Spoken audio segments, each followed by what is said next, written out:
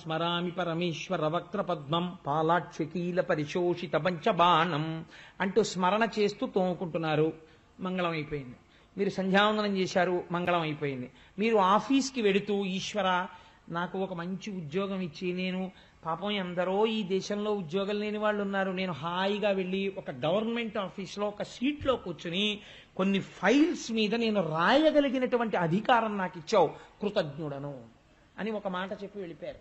ఈశ్వర నాకు బ్యాంకులో ఒక మంచి ఉద్యోగం ఇచ్చావు, కోటేశ్వరరావు లాంటి వాడికి ఇల్లు కట్టుకోవడానికి లోన్ ఇప్పించగలిగిన అధికారం నాకు ఇచ్చావు అని ఒక నమస్కారం చేసి మీరు వెళ్ళిపోయారు.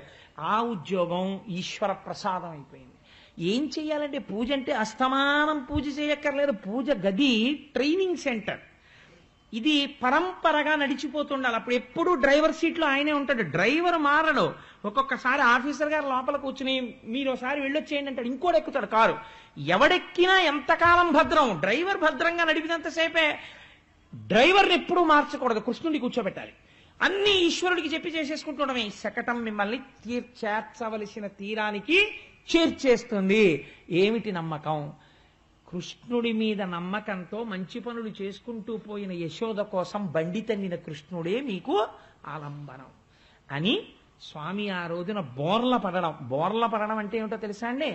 నమః మనః మనః మనః అంటే నాది నాది నాది. దీనికి ట్రైనింగ్ అక్కర్లా.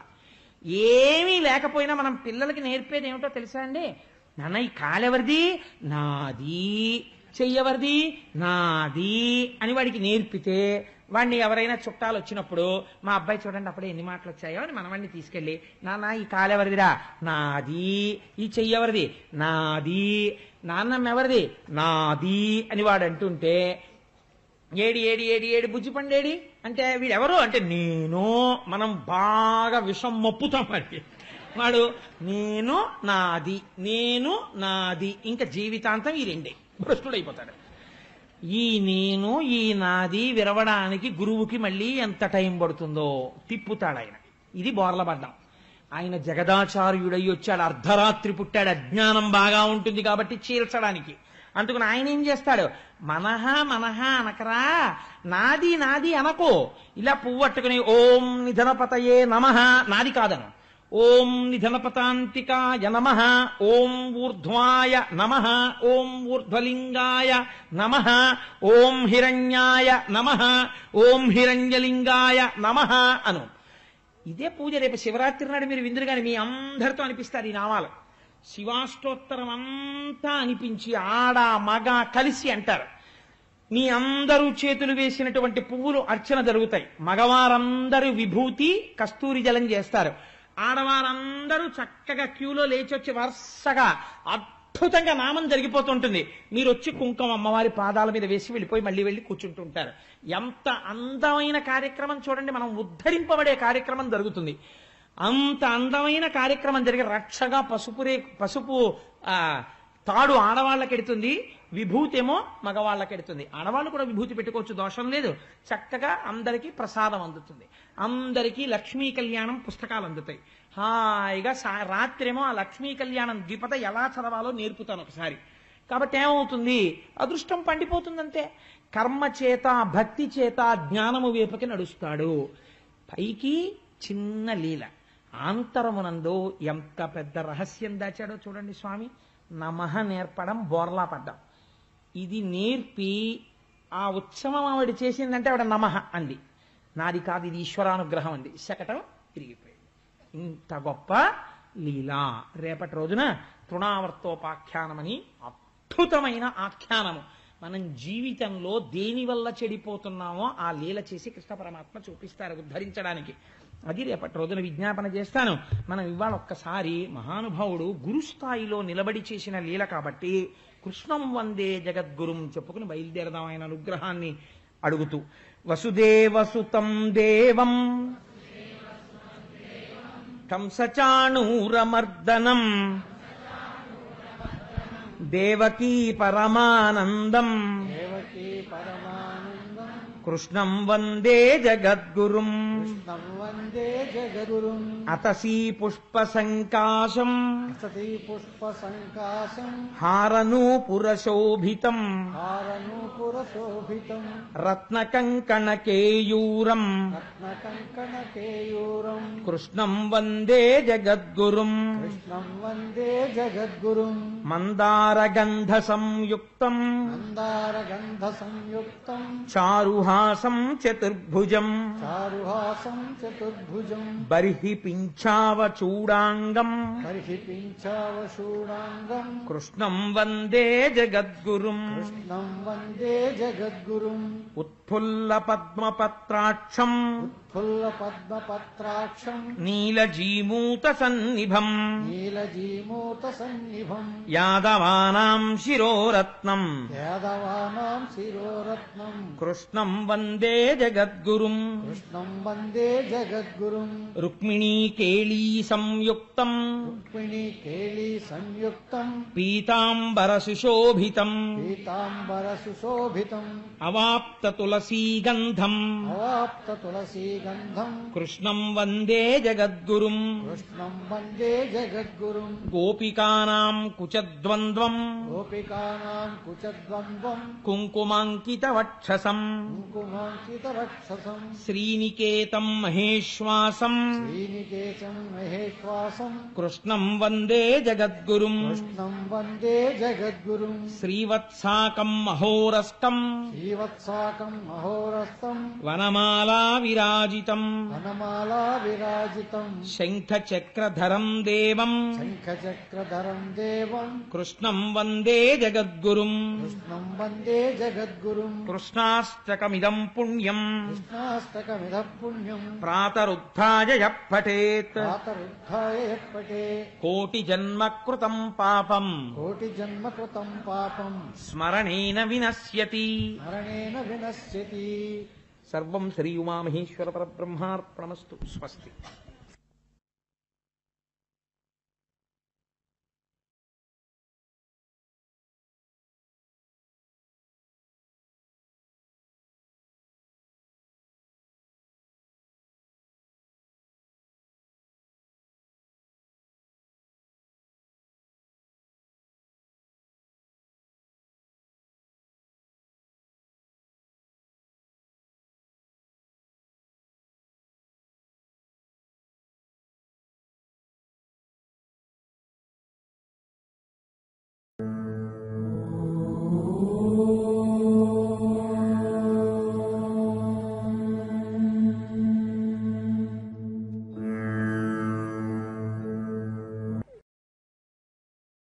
నారాయణం నమస్కృత్య నరం చైవ నరోత్తమం దేవీం సరస్వతీం వ్యాసం తతో జయముదీరయేత్.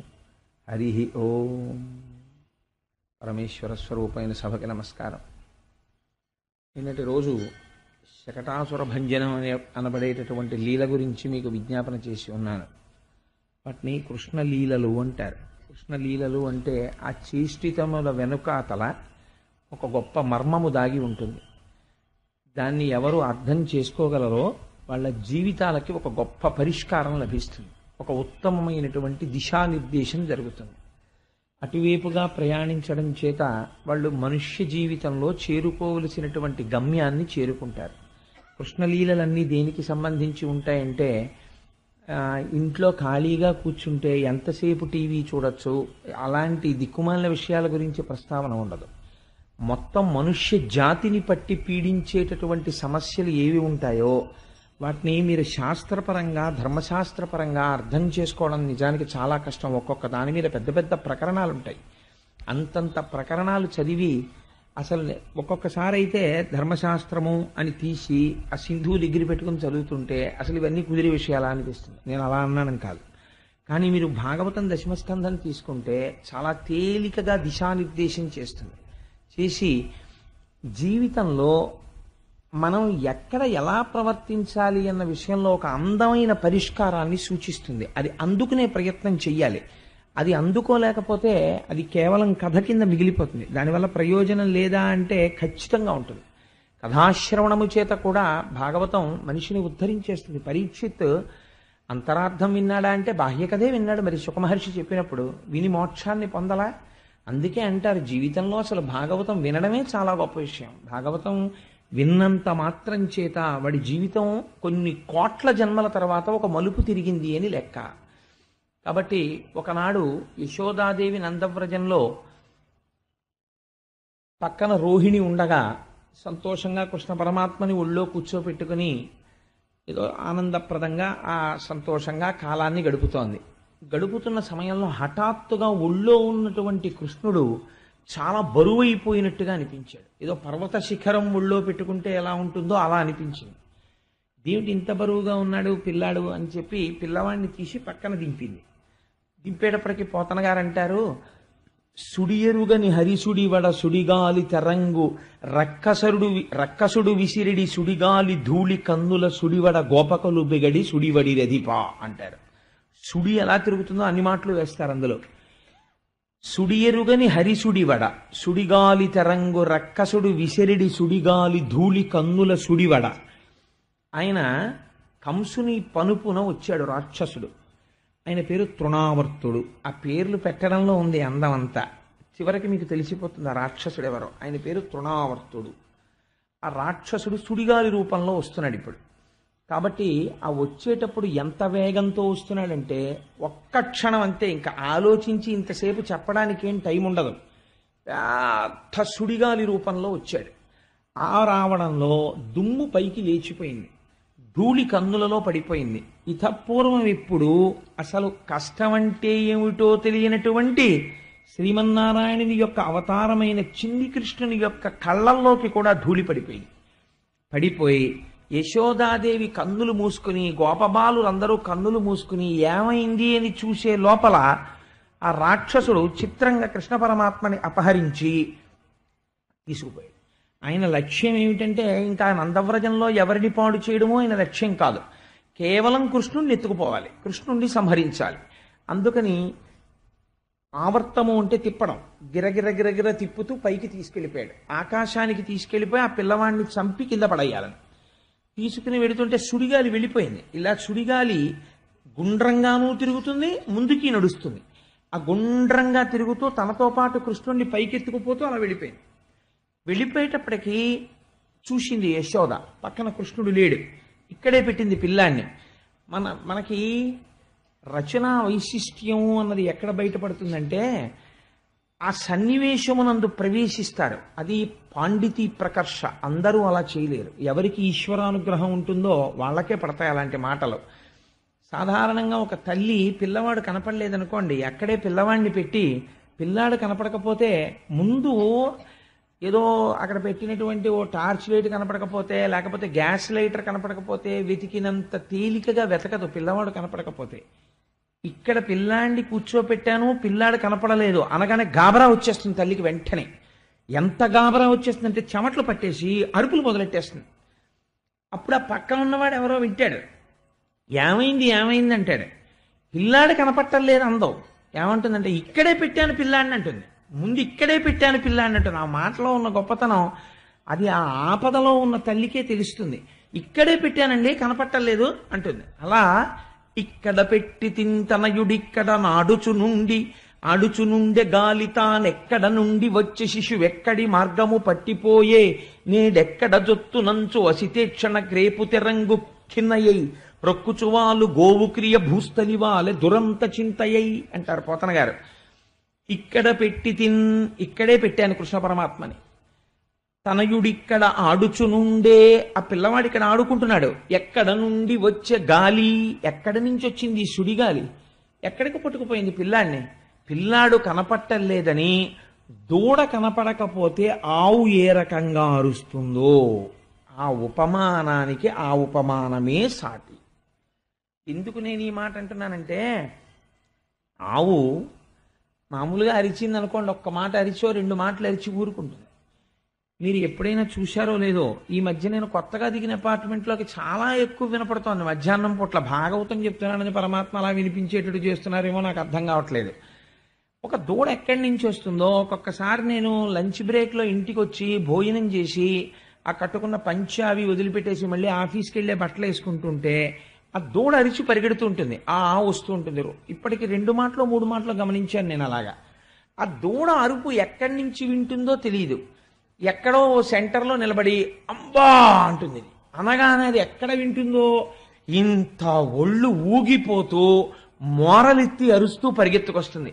అలా ప్రొక్కుచువాలు ఆవు క్రియ, దూడ కనపడకపోతే అరుస్తూ బాధపడేటటువంటి ఆవు ఎలా అరుస్తుందో అలా భూస్థలివాలే దురంత చింతయై, ఆ పిల్లవాడు కనపడలేదనేటటువంటి శోకంతో నేల మీద పడిపోయి ఆ మట్టిలో పొరలాడుతూ గుండెలు బాదుకుంటూ ఏడుస్తోంది తల్లి. తల్లి యొక్క బాధ అంటే ఆ పిల్లవాడు కనపడకపోయేసరికి తల్లి పొందేటటువంటి ఆవేదన ఇంకా అంతా ఇంత కాదు, అటువంటి ఆవేదన పొందుతుంది.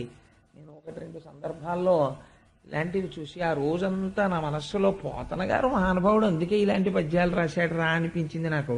ఓసారి నేను సావర్లకోటలో ఉద్యోగం చేసే రోజుల్లో ప్రతాప్ నగర్లో ట్యాక్సీలు వచ్చి ఎక్కించుకుంటుండేవి సావర్లకోటను. ఒకసారి నించున్నాను అక్కడ. నించుంటే నేను ముందు ఎక్కేసాను, కారు కదలిపోతుంటే ఎవరో 2 ఆడవాళ్ళు వచ్చారు. ఒక తల్లికి చంటి పిల్లవాడు, ఆ చంటి పిల్లవాడు ఆవిడ, నేను కూర్చున్న తర్వాత ఇంకా చోట్లేదు కానీ వాళ్ళకేవో 4 టికెట్లు ఎక్కుతాయని ఆశ. కూర్చోండి కూర్చోండి అని వాడు ఇరికించాడు ఆవిడని. నేను ఎంత సర్దుకున్నా పాపం ఆవిడ ఇరుక్కుని కూర్చున్నారు. కూర్చోవడంలో ఆ పిల్లవాడు చూసుకోకుండా చెయ్యి ఇలా బయటకు ఉండిపోయింది. ఉండిపోవడంలో ఆ డోర్ లాగేశారు. లాగేయడంలో వీడి వేళ్ళు ఆ డోర్లో ఉండిపోయి వెంటనే వాడు గుక్క పట్టాడు. గుక్క పట్టి నల్లగా అయిపోయాడు అంతే పిల్లాడు. అయిపోయి అలా ఉండిపోయాడు అంతే. ఆట లేదు, ఊపిరి లేదు, నల్లగా అయిపోతున్నాడు.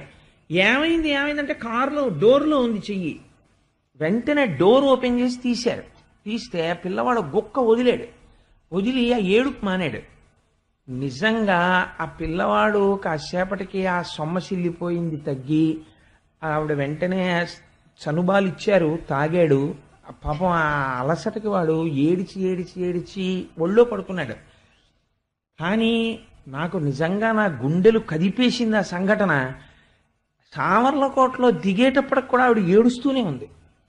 నాన్న నేను దగ్గరుండి నీ చెయ్యి నిలిపేశాను రా నాన్న కారిడోర్లో, నేను చూడలేదు నాన్న అంటుంది. ఆ పిల్లాడితో ఏదో చెప్తుంది, వాడికి ఏం అర్థం కాదు, వాడు చంటివాడు. తల్లి లాంటి వ్యక్తి జీవితంలో ఉండదు. సమస్త దేవతాస్వరూపములు కలిపితే తల్లి. అమ్మ రాశీభూతమైనటువంటి ప్రేమ ఎవ్వరికీ నమస్కరించక్కర్లేదు. అమ్మ పాదాలకి నమస్కరిస్తే 33 కోట్ల మంది దేవతలకు అందిపోతుంది. తను మరణించే సమయంలో కూడా తన కడుపున పుట్టిన బిడ్డలు దీర్ఘాయుష్మంతులై ఉండాలని కోరుకునేది ప్రపంచంలో అమ్మ ఒక్కతే. ఆ అమ్మ గొప్పతనం ఏమిటో అమ్మ లేనివాడికి బాగా తెలుస్తుంది. ఉన్నవాడు అదృష్టవంతుడు, అమ్మని పూజించడం నేర్చుకోవాలి. కాబట్టి ఇక్కడ పెట్టి తింతనయుడిక్కడ నాడుచునుండె గాలి తానెక్కడ నుండి వచ్చే శిశువెక్కడి మార్గము పట్టిపోయెనేడెక్కడ జొత్తునంచు వసితే క్షణగ్రేపు తెరంగు కిన్నయ్యై ప్రొక్కుచువాలు గోవు క్రియ భూస్థలివాలే దురంత చింతయ్యై అంటారు. ఆ ఉపమానం వేయడం మా పోతన గారికి చెల్లింది. అందుకని ఒక ఆవు దూడ కోసం అరిచి పడిపోయినట్టు ఆ తల్లి యశోద నేల మీద పడిపోయి ఉన్నది. పడిపోయి ఉండగా ఈ రాక్షసుడు చిన్ని కృష్ణుణ్ణి ఎత్తుకి తీసుకెళ్ళిపోతున్నాడు. అంత ఎత్తుకు వెడుతున్నప్పుడు పిల్లల దగ్గర ఒక చమత్కారం ఉంటుంది. వాళ్ళకి భయం ఎక్కువ వేసింది అనుకోండి, ఎక్కువ వేస్తే కంఠం గట్టిగా పట్టుకుంటారు. వాళ్ళకి ఎంత భయం వేస్తే అంత గట్టిగా కంఠం పట్టేసుకొని ఇలా కళ్ళు మూసేసుకుంటారు.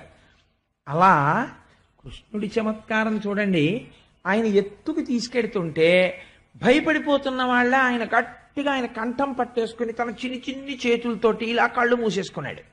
వాడు సంతోషిస్తున్నాడు. ఎవ్వరూ చేయలేకపోయారు. నేను చంపుతున్నాను కృష్ణుడిని అనుకున్నాడు. ఈయనేం చేశాడు? కంఠం పట్టుకున్నవాడు అలాగే ఉన్నాడు, కళ్ళు మూసుకున్నవాడు అలాగే ఉన్నాడు. కానీ బరువు పెరిగిపోయాడు. బరువు పెరిగిపోతుంటే వాడికి అర్థమైంది, బరువు పెరిగిపోయి ఇప్పుడు ఈ బరువుకు వాడు కింద పడిపోవడం మొదలుపెట్టాడు. వాడన్నాడు, ఇదేడు బాబాయ్ ఇంత బరువు ఏమిటి, వదులు అంటున్నాడు. వాడు పట్టుకుంటే వదలడం ఆయనకుండదు. అందుకని గట్టిగా పట్టుకున్నాడు. పోతన గారు అంటారు, పోతన గారే హరికరతల పీడనమున పరవశుడై రాల మీద భగ్నాంగకుడై సురవైరి భటుడు కూలెను పురభంజను గోల కూలు పురమంబోలెన్.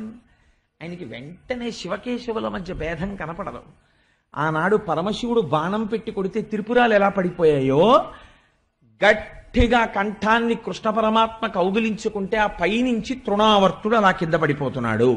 ఎక్కడ పడ్డాడు?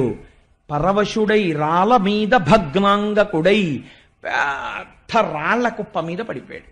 పడిపోవడంలో భగ్నాంగకుడై శరీరం అంతా ముక్కలైపోయింది ఆ రాక్షసుడిది. ఈయన ఏం చేస్తున్నారు అంటే ఆ పడిపోయినటువంటి రాక్షసుడి శరీరం మీద పడుకుని మళ్ళీ ఏమీ తెలియని వాళ్ళ చక్కగా ఆడుకుంటూ అమ్మ కోసం చూస్తున్న వాళ్ళ దొంగేడు పేడుస్తూ పాకుతూ నించున్నాడు. పాకుతూ ఆడుకుంటున్నాడు. చూసేటప్పటికీ తల్లి చూసింది. పోతన గారు ఒక లీల చెప్తే పోతన గారు అక్కడక్కడ చిన్న పద్యం వేస్తారు. ఆ పద్యం మనం జీవితంలో బాగా గుర్తుపెట్టుకోవాల్సింది. నా జీవితంలో నాకు చాలా ఇష్టమైన పద్యం ఆ పద్యం. పోతన గారు అంటారు, రక్షణము లేక సాధుడు రక్షితుడగు సమత చేసి రాయుడులందున్ రక్షణలు వేయి కలిగిన శిక్షితుడగు కలుడు పాప చిత్తుండగుటన్. ఏమీ తెలియనటువంటి వాడు, భక్తుడైన వాడు, పరమాత్మని నమ్ముకున్న వాడికి ప్రమాదం పొంచుకొచ్చేస్తే ఈశ్వరుడే ఏదో ఒక రూపంలో వచ్చి తన భక్తుణ్ణి తాను రక్షించుకుంటాడు. లోపల ఎన్నో పాపాలు చేసి బయట 150 మందిని రక్షణగా పెట్టుకున్నా ఇంత రక్షణలోంచి వాణ్ణి చంపడం ఈశ్వరుడికి తెలుసు. ఎందుకు అలా చచ్చిపోతాడు అంటే కలుడు పాపచిత్తుండగుటన్, వాడి చిత్తమంతా పాపమయమే, అందుకే వాడు అలా మరణించాడు. వేరొకడు ఈశ్వరుణ్ణి నమ్ముకునున్నాడు, అందుకే వాడు బ్రతుకుతున్నాడు. నేను చాలా చోట్ల ఒక ఆశ్చర్యకరమైనటువంటి సంఘటనలు జరుగుతుంటాయి. మీరు విన్నారో లేదో, నేనే వింటుంటాను అలాంటివన్నీ. కానీ పసిపిల్లలు తెలియక వెళ్ళి, నేను ఒకసారి ఒక చోట ఒక ఆశ్చర్యకరమైన సంఘటన చూశా. ఏలూరులో ఒక కుక్క ఉండేది, అది గుర్రవంతుండేది. ఆ కుక్క ఎంత దారుణం చేసిందంటే, ఒకసారి ఇంటికి వచ్చిన బంధువు రాత్రివేళ మూత్ర విసర్జనకని తెలియక తలుపు తీసుకుని వెళ్ళి ఒక తూము దగ్గర కూర్చుంటే వెనక నుంచి వచ్చి కంఠం పట్టేసింది. ఉన్నవాడు ఉన్నట్టు చచ్చిపోయాడు ఆయన. అటువంటి కుక్క ఒకరోజు రాత్రి ఓ చిన్న పిల్లవాడు బయటకు వచ్చాడు. బయటికి వస్తే ఆ పిల్లవాడితో వాడు దాని నోట్లో చెయ్యి పెట్టి ఆ ఊ అంటూ నోట్లో చెయ్యి పెట్టి ఆడుతుంటే వాడితో కింద పడి మీద పడి కాళ్ళు ఇలా పెట్టి ఆడింది తప్ప పన్ను పెట్టి గీరలేదు. కొన్ని సందర్భాల్లోనండి ఆశ్చర్యకరమైన విషయం, పసిపిల్లలు తెలియక నల్లటి త్రాచు పడుకునుంటే పాకుతూ వెళ్ళి ఆ పాము వంక చూసి ఉంగా అని లేచి కూర్చొని సంతోషపడిపోయి దాన్ని పట్టుకుందామని ఇలా చెయ్యి ఊపుతారు. పడగ విప్పి ఆడి, నాకు తెలుసు నెల్లూరులో ఇలాంటి సంఘటన ఒకటి. అందుకే అన్న నేను చెప్తే వీడు అన్ని నిజంగా చెప్తాడా అబద్ధంగా చెప్తాడా అనుకుంటారని. ఇలాంటి వేదిక మీద నేను అబద్ధాలు ఆడను కదా అంటే, బయట అయితే ఆడతావా అనుకోకండి, ఏమో ఆడనేమో. అందుకని ఆ పాము నల్లత్రాసు పడగ విప్పి ఆడుతుంటే పిల్లాడు చక్కగా పాకుతున్నవాడు చతికిలు పడి కూర్చుని దాని వంక చూస్తూ దాని నాలుకలు ఇలా బయటికి వస్తుంటే పట్టుకుందామని ఇలా అంటుంటే అది అందకుండా ఇలా తలెత్తి ఆడుతూ అలాగే ఉందంతే, ఏమీ అనలేదు. ఇంట్లోంచి తల్లి బయటకు వచ్చి అయ్యో బాబోయ్ పాము అనేటప్పటికీ తల ఉంచుకుని వెళ్ళిపోయింది. పసిపిల్లల విషయంలో పాములు కూడా వాళ్ళ జోలికి రావు, ఎందుకంటే వాడికి తెలుసు. వీడికి తెలియదురా పాపం అమాయకుడు, నేను పాముని నేనేదో చేస్తానని వాడికి తెలియదు. వాడి ఇలా నా దగ్గరికి ఎవరు వస్తారు, వీడు వచ్చాడు అని అది కూడా అంత ప్రేమని ప్రకటన చేస్తుంది. కాబట్టి ఆ పిల్లల ముఖంలో అంత సౌజన్యం, అంత ఈశ్వరతత్వం కనపడుతుంది. ప్రత్యేకించి కొద్దిగా పాకడం వచ్చి ఎవరన్నా కనపడగానే ఆగిపోయి కొద్దిగా లేవడం వచ్చి ఇలా పైకి చూసి నవ్వే పిల్లలుంటారే, వాళ్ళ ముఖాలు చూస్తుంటే, వాళ్ళు ఉయ్యాలలో పడుకుంటే దైవీతత్వం ప్రస్ఫుటంగా ప్రకటనమై కనపడుతుంది. నాకు అనిపిస్తుంది ఆ ఇంట్లో పరమాత్మ ఉన్నట్టే ఉయ్యలు లూగుతూ పిల్లలు ఉంటే. కాబట్టి ఆ కృష్ణ పరమాత్మని చూసింది తల్లి. చూసి ఇది రక్షణము లేక సాధుడు రక్షితుడగు సమత చేసి రాయుడులందున్ రక్షణలు వేయి కలిగిన శిక్షితుడగు కలుడు పాప చిత్తుండగుటన్. పాపము చేసినటువంటి వాడు ఎన్ని రక్షణలు పెట్టుకున్నా వెళ్ళిపోతూ ఉంటాడు. ఏ రక్షణ వాడికి లేకపోయినా ఈశ్వరుణ్ణి నమ్ముకున్నవాడు బ్రతికేస్తూనే ఉంటాడు. ఎందుకంటే ఈశ్వరుడు రక్షణ చేస్తాడు కాబట్టి. ఇక్కడే ఈ తృణావర్తోపాఖ్యానంలో యశోద ఆ రాక్షసుడి యొక్క కళేబరం మీద పడిపోయి ఉన్నటువంటి చిన్ని కృష్ణుణ్ణి తీసుకుని భుజం మీద వేసుకుని ఒక విషయాన్ని విజ్ఞాపన చేసింది. ఈ పద్యం గృహస్థాశ్రమంలో ఉన్న వాళ్ళందరూ ప్రత్యేకం తెలుసుకోవలసిన పద్యం. గత జన్మంబులని మినోచితిమో యాగశ్రేణులేమేమి చేసితిమో ఎవ్వరికేమి పెట్టితిమో ఏ చింతారతిన్ పొద్దుపుచ్చితిమో సత్యంబులనేమి పల్కితిమో ఏ సిద్ధాశ్రమమునం త్రొక్కితిమో ఇప్పుడు చూడగంటిమి చటన్ కృష్ణార్భకున్ నిర్భయున్ అంది. పిల్లలకి గండ ఉంటుంది. ఒక్కొక్కసారి పిల్లలకి గండం తరుంకొచ్చేస్తుంది. అది ప్రమాద రూపంలో ప్రాణాల్ని తీసుకెళ్ళిపోవడానికి సిద్ధపడుతుంది. ప్రమాద రూపంలో మృత్యువు తీసుకువెళ్ళాలా తీసుకెళ్ళకూడదా ఈశ్వరుడు పరీక్ష చేస్తాడు. అప్పుడు ఫలితం ఇవ్వాలి. ప్రమాదమునందు వెళ్ళిపోతుంటారు పిల్లలు, అపమృత్యు వచ్చేస్తుంది, వాళ్ళ దీర్ఘాయుష్మంతులు కాకుండానే. అలా తీసుకెళ్లే ముందు తల్లిదండ్రుల యొక్క ఖాతాని చూస్తాడోసారి.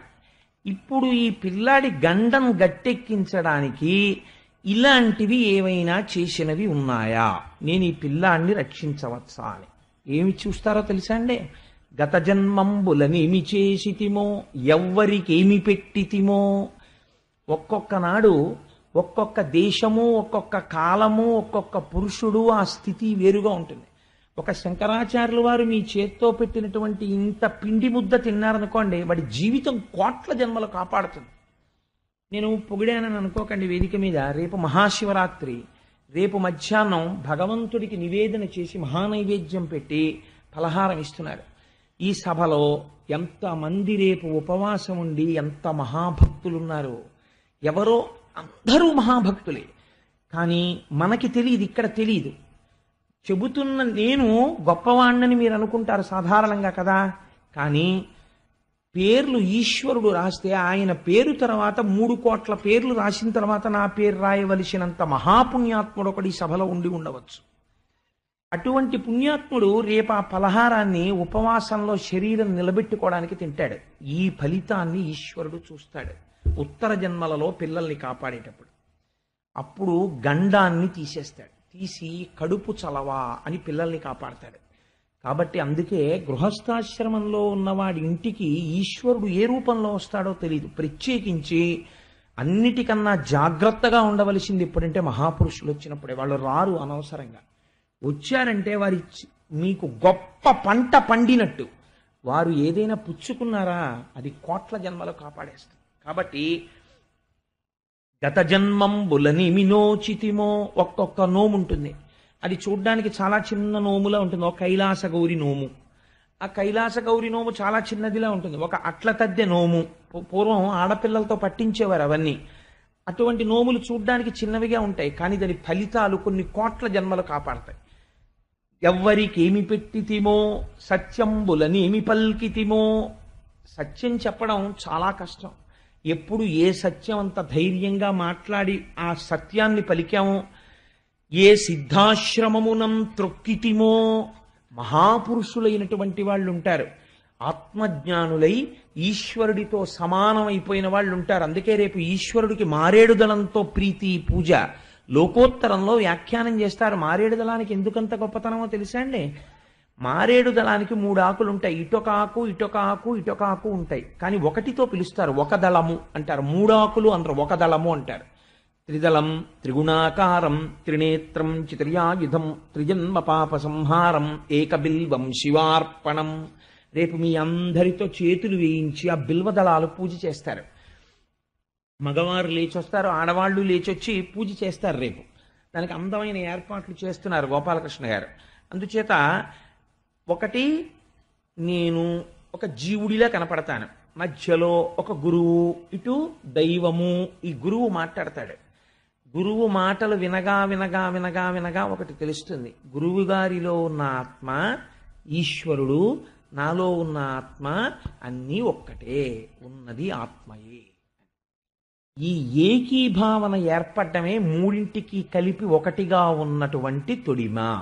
అందుకే రెండుంటే దళం కింద మారేడు దళాన్ని పూజ చేయకూడదు, మూడుగా చెయ్యాలి. ఎందుకంటే నువ్వు ఆత్మజ్ఞానం అడుగుతున్నావు. జ్ఞానమునకు ఒక లక్షణం ఉంటుంది, అది ఏదైనా ఇస్తుంది. అందుకే ఏమీ తెలియకుండా మారేడు దళం వేస్తే ఐశ్వర్యం వచ్చేస్తుంది, బోర్లా పడిపోతే జ్ఞానం వచ్చేస్తుంది. అందున శివరాత్రి నాడు చేశారనుకోండి, ఇంకా దాని ఫలితం అసలు నేను చెప్పలేను. మీరు ఎంత శ్రద్ధగా చేస్తున్నారు, ఎంత భక్తిగా చేస్తున్నారు అన్నది ప్రధానం, ఎంత చేస్తున్నారన్నది కాదు. రేపంత భక్తిగా కూర్చుని అందంగా గోపూజతో మొదలు పెడదాం. సరే, అందుచేత ఏ సిద్ధాశ్రమమునంత్రొక్కితిమో, ఆత్మజ్ఞానులై నిజమైన సర్వసంగ పరిత్యాగులై ఏమి పట్టించుకోకుండా సంతతము ఈశ్వరుడు యందు రమించిపోయే మహాపురుషులు ఉంటారు. ఒక చంద్రశేఖర పరమాచార్య స్వామి, ఒక రమణ మహర్షి, ఒక రామకృష్ణ పరమహంస, ఇలాంటి వాళ్ళు. మీరు తెలిసో తెలియకో తిరువణ్ణామలై వెళ్ళి ఒక్కసారి రమణాశ్రమంలోకి అడుగు పెట్టారనుకోండి, చెప్పులు విప్పి, మీరు ఏమీ చేయక్కర్లేదు. అరుణాచలానికి ఉన్న గొప్పతనం అదే. వాడు పూజ చేశాడా, చెయ్యక్కర్లేదు. వాడు ఏమైనా గుళ్ళోకి వెళ్ళి అగరత్తు వెలిగించాడా, అక్కర్లేదు. అరుణాచలంలో అడుగు పెట్టాడు అంతే. కొన్ని కోట్ల జన్మల తర్వాత ఆ స్కాందమంది ఎర్రగీత కొట్టింది. ఇన్ని జన్మల ఒకెత్తు, ఈ జన్మల ఒకెత్తు. ఎందుకంటే ఇప్పుడు వెళ్ళాడు అరుణాచలం, ఓ గీత కొట్టు అంది. అందుకే అసలు అరుణాచలమే అగ్నిలింగం. అసలు మహాశివరాత్రి నాడు ఏర్పడిన జ్యోతిస్తంభం అదే. అందుకే రేపు రాత్రి ఇంకా అర్ధరాత్రి దగ్గర పడుతుండగా రేపు అరుణాచలం కొండ, అరుణాచలంలో దేవాలయం, ఆ అరుణాచలంలో శివలింగం, ఆ అపితకుచాంబ, ఇక్కడ పెద్ద స్క్రీన్ పెట్టి సినిమా ప్రొజెక్ట్ చేస్తారు. అంటే అదేదో సినిమా అనుకునేరు. అరుణాచలం మీద ఒక అద్భుతమైన క్యాసెట్ మా తల్లి ఎంతో ఆర్తితో, ఆవిడ పేరేమిటి, మాధవి గారు పట్టుకొచ్చి ఇచ్చారు. అది రేపు ఆ క్యాసెట్ని వేస్తారు, మీరు చూద్దురు. కానీ ఆ కాలమునందు ఆ శివరాత్రి అర్ధరాత్రి దగ్గర పడుతుండగా ఒక్కసారి ఆ అరుణాచలాన్ని చూసి నమస్కరిస్తే చాలు రేపు. అందుకని లింగోద్భవం దగ్గర పడుతుంటే రేపు అది కూడా చూపిస్తారు. ఈశ్వర సంబంధమైన సంగీతం వినాలి, అందుకే రేపు సంగీత కచేరీ. ఈశ్వర సంబంధమైన నర్తన చూడాలి, అందుకే రేపు పొద్దున శివతాండవం లాంటి నాట్యాలు చేస్తారు రేపు రాత్రి. రేపు 8 నుంచి శివరాత్రి ఐశ్వర్యం ఇచ్చేస్తుంది. అందుకే రేపు రాత్రి లక్ష్మీ కళ్యాణం నేర్పుతాను. 8 నుంచి 8:30 దిపల తెరవడం నేర్పుతాను. అందుకని రేపు రాత్రి కార్యక్రమాలన్నీ అటువంటి కార్యక్రమాలు ఏర్పాటు చేశారు గోపాలకృష్ణ గారు, ధర్మకర్తలు కలిసి. కాబట్టి అటువంటి రమణుల వంటి మహాపురుషుడున్న సిద్ధాశ్రమమునంత్రొక్కితిమో, ఒకసారి కాలు అందులో పెడితే చాలు, అంతే, వాడి జన్మధన్యమైపోయింది. సిద్ధాశ్రమమునంత్రొక్కితిమో ఇప్పుడు చూడగంటిమిచటన్ కృష్ణార్భకున్ నిర్భయున్. తనని తాను రక్షించుకోలేని స్థితికి ప్రమాదము అని పేరు. అటువంటి ప్రమాదములో కూడా రక్షింపబడ్డాడు. ఎలా రక్షింపబడ్డాడు? తల్లిదండ్రుల పుణ్యాన్ని ఈశ్వరుడు చూశాడు. కాబట్టి ప్రయత్నపూర్వకంగా గృహస్థాశ్రమంలో ఉన్నవాళ్ళు ఏం చెయ్యాలి అంటే ఇలాంటివి చేసి తీరాలి. అలా చెయ్యడానికే గృహస్థాశ్రమం వచ్చింది. కాబట్టి ఈ మాటలు తల్లి యశోద చెప్పి పిల్లవాణ్ణి తీసుకుని పొంగిపోయి ముద్దులు పెట్టుకుని స్తన్యం ఇచ్చి పాలిచ్చి, నాన్న నేను బతికాన్రా, నువ్వు దొరికావు అంది. చిత్రం ఏమిటంటే ఎన్ని మాటలు ఎన్ని లీలలు జరుగుతున్నా యశోదకి తెలియదు. చేస్తున్నవాడు కృష్ణుడు పరమాత్మ అని ఆవిడికి తెలియదు, తెలియనక్కర్లేదు. అయితే ఈ లీలలో అంతరార్థం ఏమి? మీకు నేను ఒక విషయం మనవి చేస్తుంటాను. తరచు నేను ఒక మాట చెప్తుంటాను. తృణావర్తుడు అంటే, తృణము అంటే గడ్డి పరక, దానికన్నా తేలికైంది ప్రపంచంలో ఉండదు. ఆవర్తనము అంటే తిప్పుట.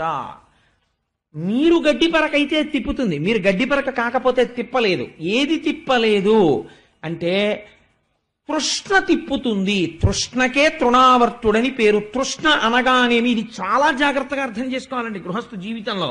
తృష్ణ అనగా మీకు ఈశ్వరానుగ్రహంతో మీరు ఒక వ్యాపారం మొదలు పెట్టారనుకోండి. మీరు ఒక వ్యాపారం మొదలుపెట్టి చేస్తుంటే కలిసి వచ్చి లక్షలు వస్తున్నాయి. దాన్ని తృష్ణ అని శాస్త్రం అందం. ఆయన తృష్ణతో సంపాదిస్తున్నాడంటే అనదు. ఆయన అదృష్టం అంతే. గత జన్మలలో విశేషమైన పుణ్యం చేశాడు. యావత్తిత్తు మూఢజహీహిధనాగమ తృష్ణ కురు సద్బుద్ధిం మనసి వితృష్ణ ఎల్లభసే నిజ కర్మోపాత్తం వితంతేన వినోదయ చిత్తం అంటారు శంకరాచార్యులు వారు. ఇద్దరు ఒకే వ్యాపారం చేస్తారు. ఒకడు కోటీశ్వరుడు అవుతాడు, ఒకడు పాడైపోతాడు. ఎందుకు అవుతాడు అంటే చేసిన పుణ్యం ఉన్నది. ఆ పుణ్యం అయిపోయేంత వరకు ఈశ్వరుడు దాన్ని నడిపిస్తూ ఉంటాడు. బ్యాంకులోంచి విత్డ్రాయిలే పెడుతుంటే కొన్నాళ్ళకి డిపాజిట్ అయిపోతుంది. ఒకనాడు విత్డ్రాయిల్ ఫామ్ ని బ్యాంక్ యాక్సెప్ట్ చేయదు.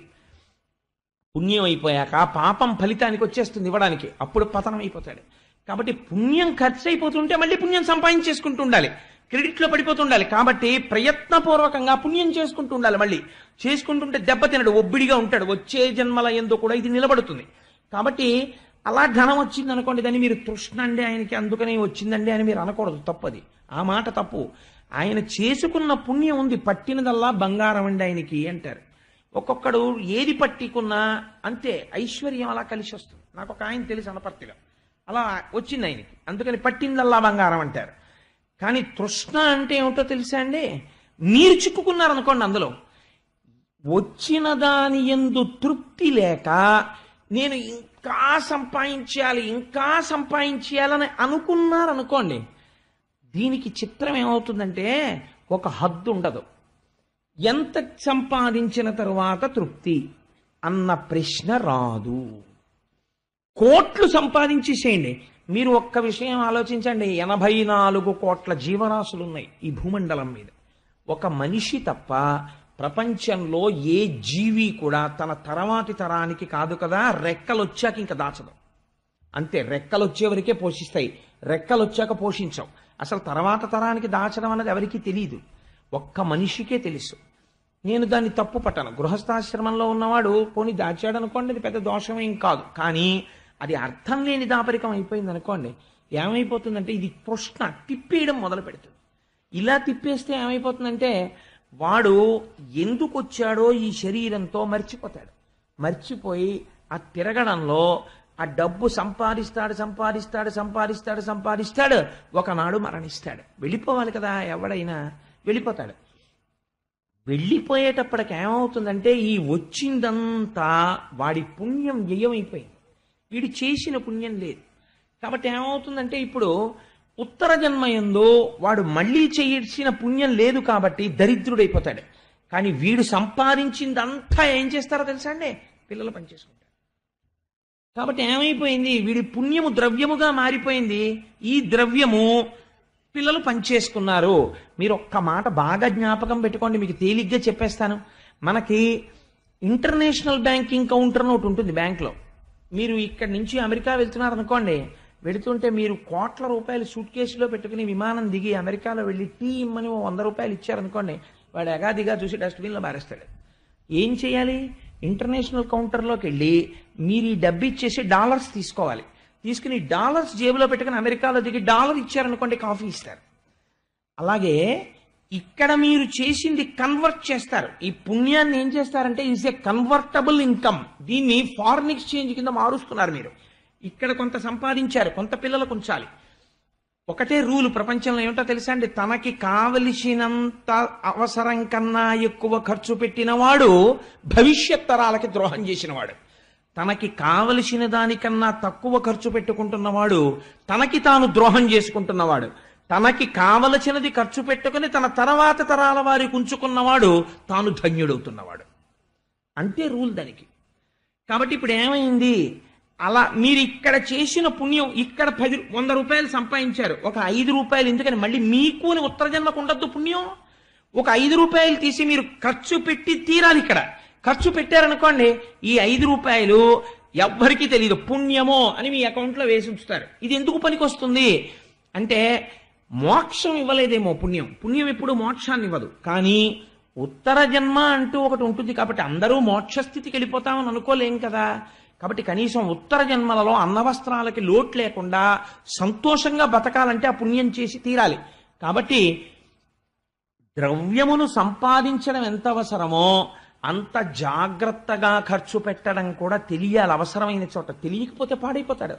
ఖర్చు పెట్టవలసిన చోట ఖర్చు పెట్టడం తెలియలేదనుకోండి, వాడు పాడైపోతాడంతే. పొలమంతా దున్నిన తర్వాత అబ్బా నేను వెయ్యనండి విత్తనాలు, అవి నేనే వండుకు తింటానంటే పండదు మళ్ళీ పొలం. కాబట్టి ఇది తెలుసుకోవాలి. లేకపోతే ఏమైపోతుందంటే తృష్ణ అయిపోతుంది.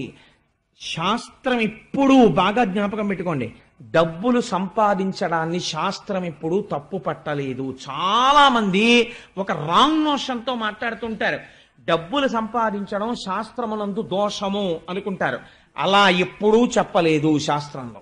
మాతా నిందతి నాభినందతి పిత భ్రాతాన సంభాషతే భృత్య కుప్యతి నానుగచ్చతి సుత కాంతాపి నాలింగతే అర్ధ ప్రార్థన శంకయా నకురుతే సల్లాపమాత్రం సుహృత్ తస్మాత్ నైతికమర్థమార్జన శృణు సఖే విత్తేన సర్వే వశాః అని చెప్పింది.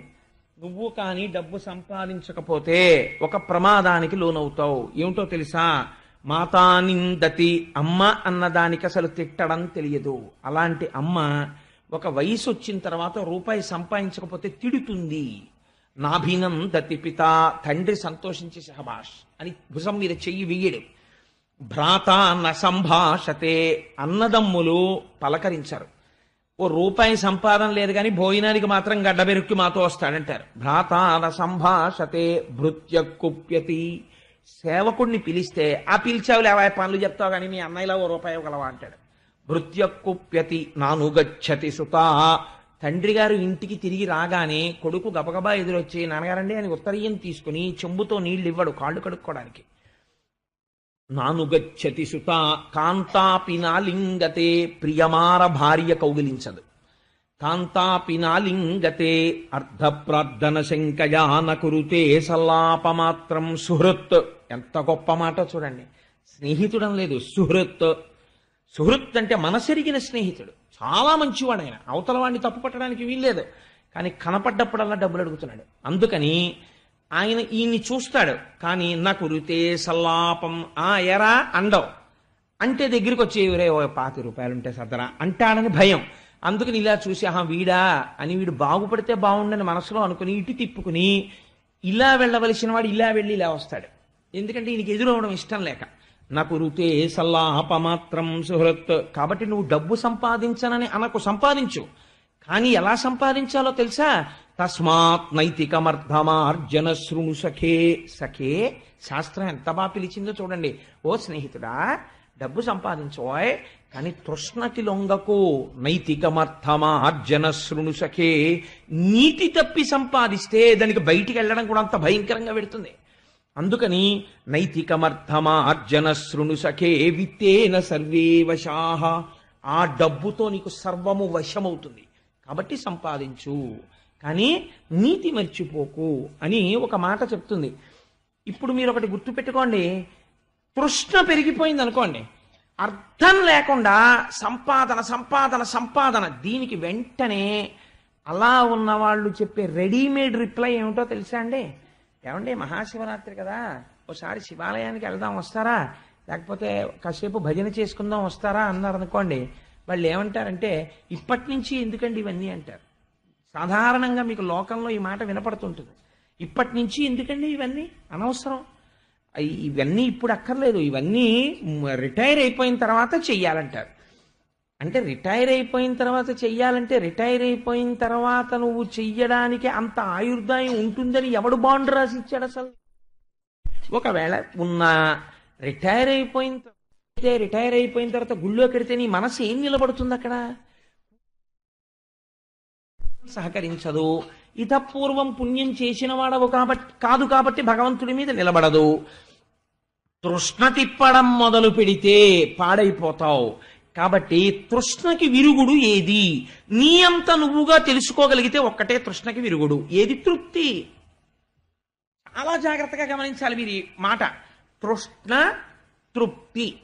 ఒకడు హాయిగా కూర్చుంటాడు, ఒకడు తిరుగుతూనే ఉంటాడు, ఎప్పుడు చెమట తుడుచుకుంటూ ఉంటాడు. ఎందుకండి అంటే కోట్లున్నాయి అయినా తిరుగుతుంటాడు. ఎందుకు? తృప్తి లేదు కాబట్టి తృష్ణకి లొంగాడు. కాబట్టి ఏం చేస్తాడు?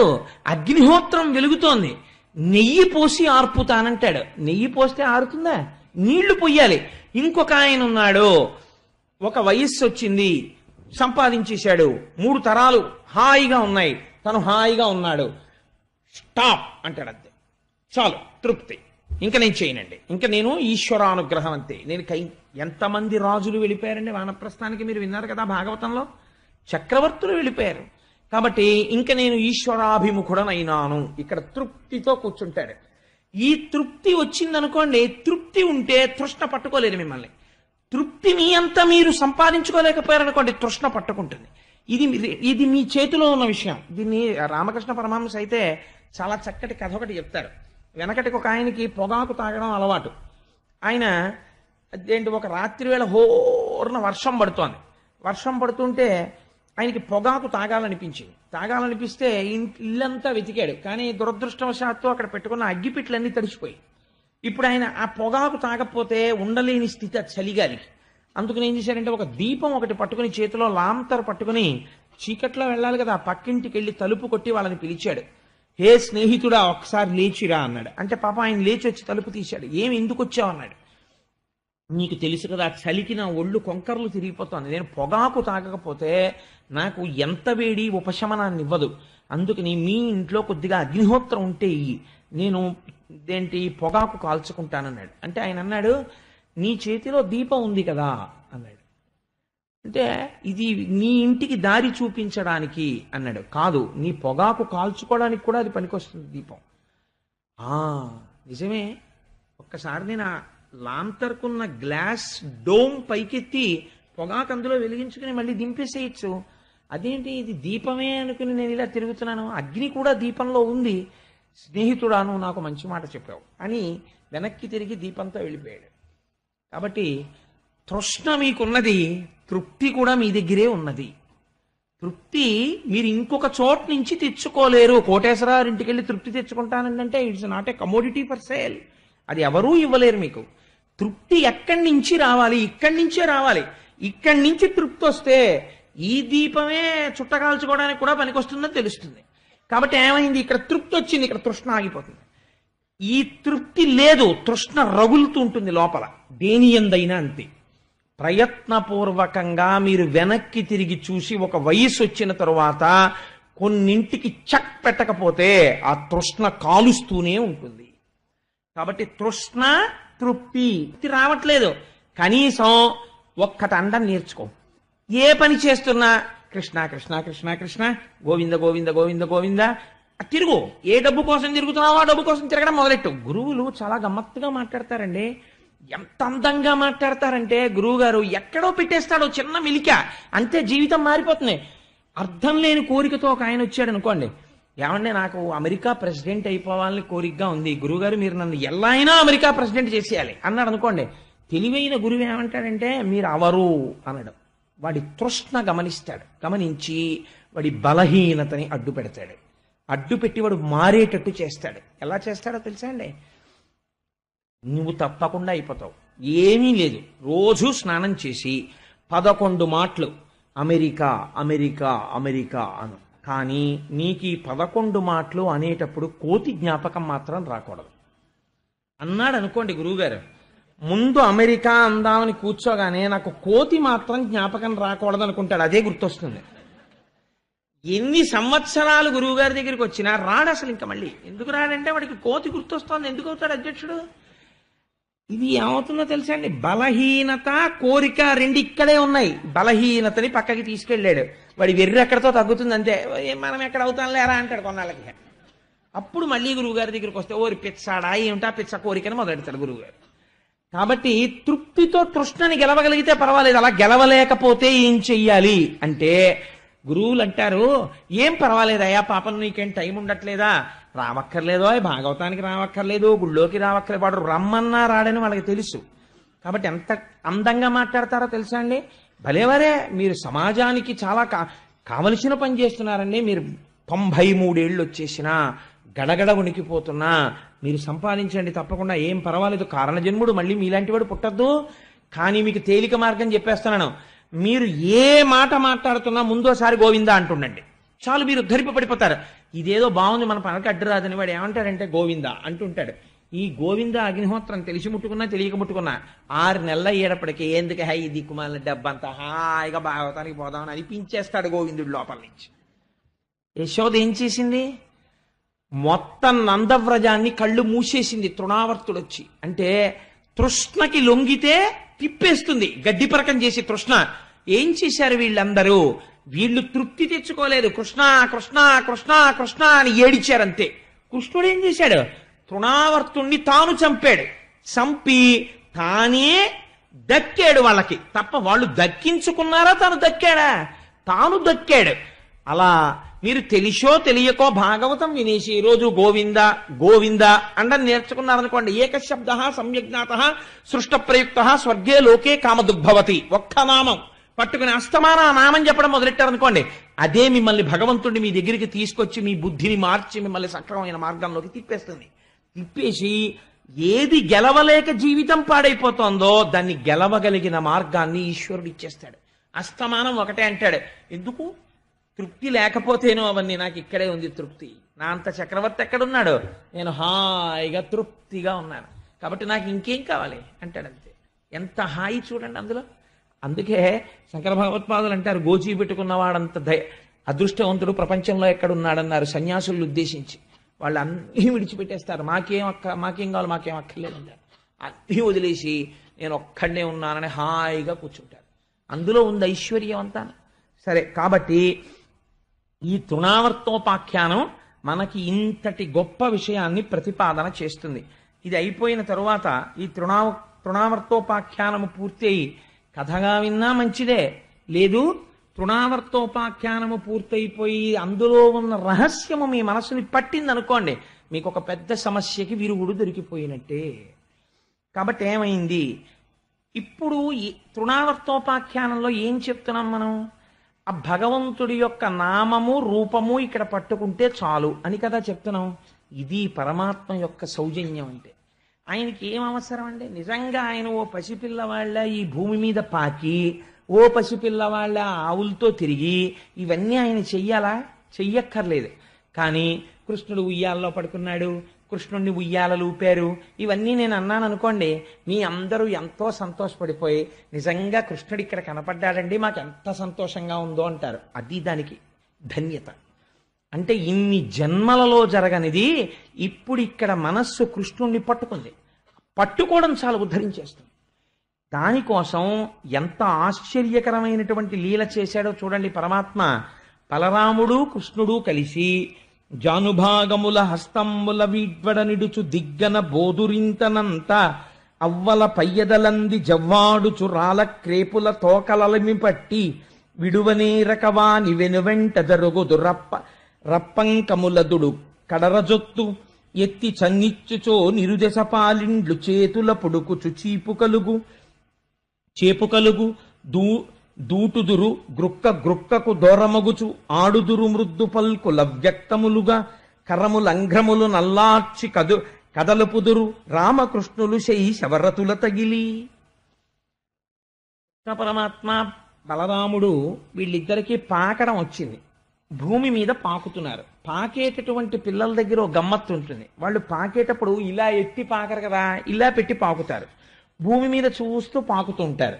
పాకుతుండగా వాళ్ళకి అట్నుంచి ఎవరో వచ్చి రెండు పాదాలు కనపడ్డాయి అనుకోండి, వెంటనే వాళ్ళు ఏం చేస్తారంటే పాకుతున్న వాళ్ళు పాకడం ఆపేసి గబుక్కుని చటుక్కుని కూర్చుంటారు.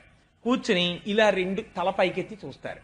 వాళ్ళకి పరిచయం ఉన్న ముఖమేననుకోండి, సంతోషంగా వాళ్లే ఇలా చేతులు ఇస్తారు ఎత్తుకోమని. ఒకవేళ వాళ్ళకి పరిచయం లేని ముఖం అనుకోండి, వాళ్ళు ఇలా చేతులు చాపారనుకోండి, కయ్యోమని ఏడుస్తారు అమ్మ రావాలని. ఎంతటి కృష్ణ పరమాత్మ! ఇవాళ ఆయన ఏమీ తెలియని వాళ్ళ పాకి యశోదమ్మ ఎవరితోనో మాట్లాడుతూ అక్కడ నిలబడితే ఈయన పాకుతూ వెళ్ళి అమ్మ దగ్గరికి వెళ్ళి నిలబడి అమ్మని గట్టిగా పట్టుకోవాలని కోరిక ఆయనకి. ఇంకా కొత్తగా అడుగులేయడం వచ్చింది ఆయనకి. అందుకని అమ్మ దగ్గరికి పాకుతూ వెళ్ళి కూర్చుని లేవడానికి ప్రయత్నం.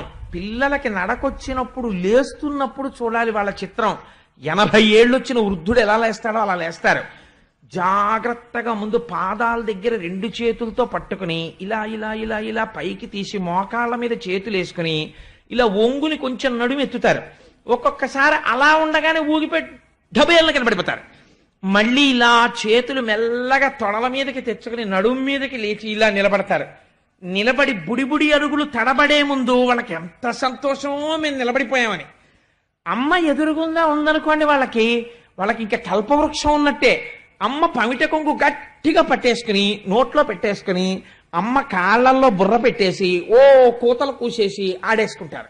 అమ్మ ఎవరితోనో మాట్లాడ అబ్బా ఉండ్రా అంటూ ఉంటుంది. వాళ్ళ అమ్మ పమిట కొంగు ఎంత భద్రమైన వస్తువు పసిపిల్లవాడికి. అలా కృష్ణ పరమాత్మ వచ్చి యశోదాదేవి దగ్గర నిలబడి మెల్లిగా ఇలా చేతులేసి లేవలేక నిలబడిన వాళ్ళ ఇలా చేతులు చాపుతూ లేచి నిలబడి ఓ చిన్న పట్టుపంచ కట్టుకుని మెళ్ళో అమ్మేమో హారాలు వేసింది, లేచి నిలబడి ఆ యశోద పట్టుకొంగు పట్టుకుని అక్కడి నుంచి ఇంకా నిలబడదామని కాదు, బుడిబుడి అడుగులు ఇలా తడబడిపోతుంటాడు కదా, అది గట్టిగా పట్టుకుని ఇలా ఉయ్యాలా ఊపినట్టుగా ఉయ్యాలా ఊగుతున్నట్టు అమ్మ కొంగట్టుకుని ఊగుతుండేవట. ఊగుతుంటే మరి ఇలా వేసుకున్న పమిట జారిపోదు. అమ్మేమో ఒరే పమిట కొంగట్టుకుని ఉయ్యాలలో కూడా ఏమిటే అని ఆ పిల్లాన్ని ఇలా లాగేదిట. ఇది మెల్లిమెల్లిగా ఈ అలవాటు ఎక్కడి వరకు వెళ్ళిందంటే యశోదమ్మ చీర కొంగు పట్టుకునేవాడు. కొన్నాళ్లు పోయిన తర్వాత అలా ఒరే పట్టుకోకు నేను పడిపోతాను నువ్వు పడిపోతాను గభాలను వెనక్కి తిరిగేటప్పటికి కాళ్ళు తనుకుంటావు పట్టుకోకు అనేది అని వీడు పమిట కొంగు కట్టుకుంటున్నాడని ఆవిడ ఇలా తీసి ఇలా దోపేసుకోవడం మొదలెట్టింది. అమ్మ పమిట కొంగులా మనకు ఆధారం ఏది, అది పట్టుకుని మనం ఇలా తడబడుతూ ఊగేందుకు ఏం దొరుకుతుందని చూశాడు. ఆవులు కనపడ్డాయి. వీటి తోకలు పట్టుకుంటే బాగుంటుంది అనుకున్నట్ట అనుకుని ఆక్కుంటూ ఆవు వెనకాతలకెళ్ళి ఆవులు ఏం అదృష్టం చేసుకున్నాయండి నిజంగా, దానికి పైగా తెల్లటి తోక నల్లటి కుచ్చు వేలాడుతుంటుంది. ఆ నల్లటి కుచ్చు అట్టుకుని జాగ్రత్తగా తోకట్టుకుని పైకి లేచేవట. తోక ఇలా మర్రి కూడా వేళ్లాడినట్టు వేళ్లాడుతుంది. ఇంకా తోకట్టుకుని ఇటు నడవా అటు నడవా, ఆవేమో వెనక్కి అడుగులయ్యా పక్కలకు అడుగులయ్యా, ఇలా వెనక్కి తిరిగి చూస్తూ ఉండను. ఇంతలో యశోద ఏమిటి అల్లరని పైకొచ్చి చూసేటప్పటికి తోకట్టుకు ఆడుతుండేవాడు. ఉరే ఉరే ఉరే ఉరే ఆవు తోకట్టుకు ఆడుతున్నావు, దాన్ని డెక్క పెట్టి తొక్కేసిందంటే ఆ చిన్ని చిన్ని కాళ్ళు పచ్చడైపోతాయిరా, నీకు బుద్ధి లేదని చెప్పి తీసుకుని ఒక్కటి కొడదామని ఇలా చెయ్యెత్తి చూసి ఆయన్ని కొట్టడమే. ఆయన ముఖం వంక చూసి ఆ బుగ్గలు చూసి ఓ దొంగ నవ్వు నవ్వేసేవాడు. ఆ నవ్వు చూసి ఆ వస్తున్న పళ్ళు చూసి ఆ ఎర్రటి నోరు చూసి ఆ నల్లటి కళ్ళు చూసి ఆ గిరజాల జుత్తు చూసి ఆ రెండు చేతులు ఎత్తి అమ్మ భుజాల మీద వేసేసి అమ్మ కంఠం కింద తల పెట్టేసి పకపక నవ్వేసి అమ్మ వంక ఇలా చూసి అమ్మ బుగ్గలు అట్టుకుంటే పొంగిపోయేది. అబ్బా నాకు ఇష్టయ్యా అని నాన్న పట్టుకోకరా అనేదిట అని మళ్ళీ కింద దింపేస్తుండేదిట. ఇవన్నీ దేనికోసం?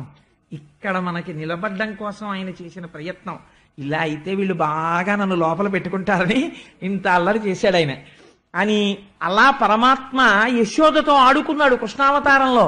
ఎంత ధన్యురాలండి నిజంగా యశోద. ఇది చెప్తుంటే పరీక్షిత్ అయ్యయ్యో కాలం వెళ్ళిపోతోంది వెనక మృత్యు వస్తోందని భయపడలేదట.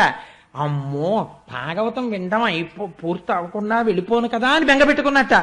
ఇలా శుకుడు ఆగి ఊపిరి తీసుకుంటే చెప్పండి చెప్పండి చెప్పండి అనేవట.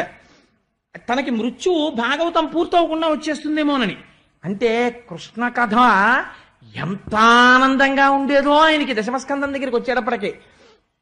అలా ఆడుకుంటున్నటువంటి కృష్ణులు మెల్లమెల్లగా కొంచెం గబుక్కుని లేచి నిలబడ్డాం, అడుగులు వేయడం వచ్చింది.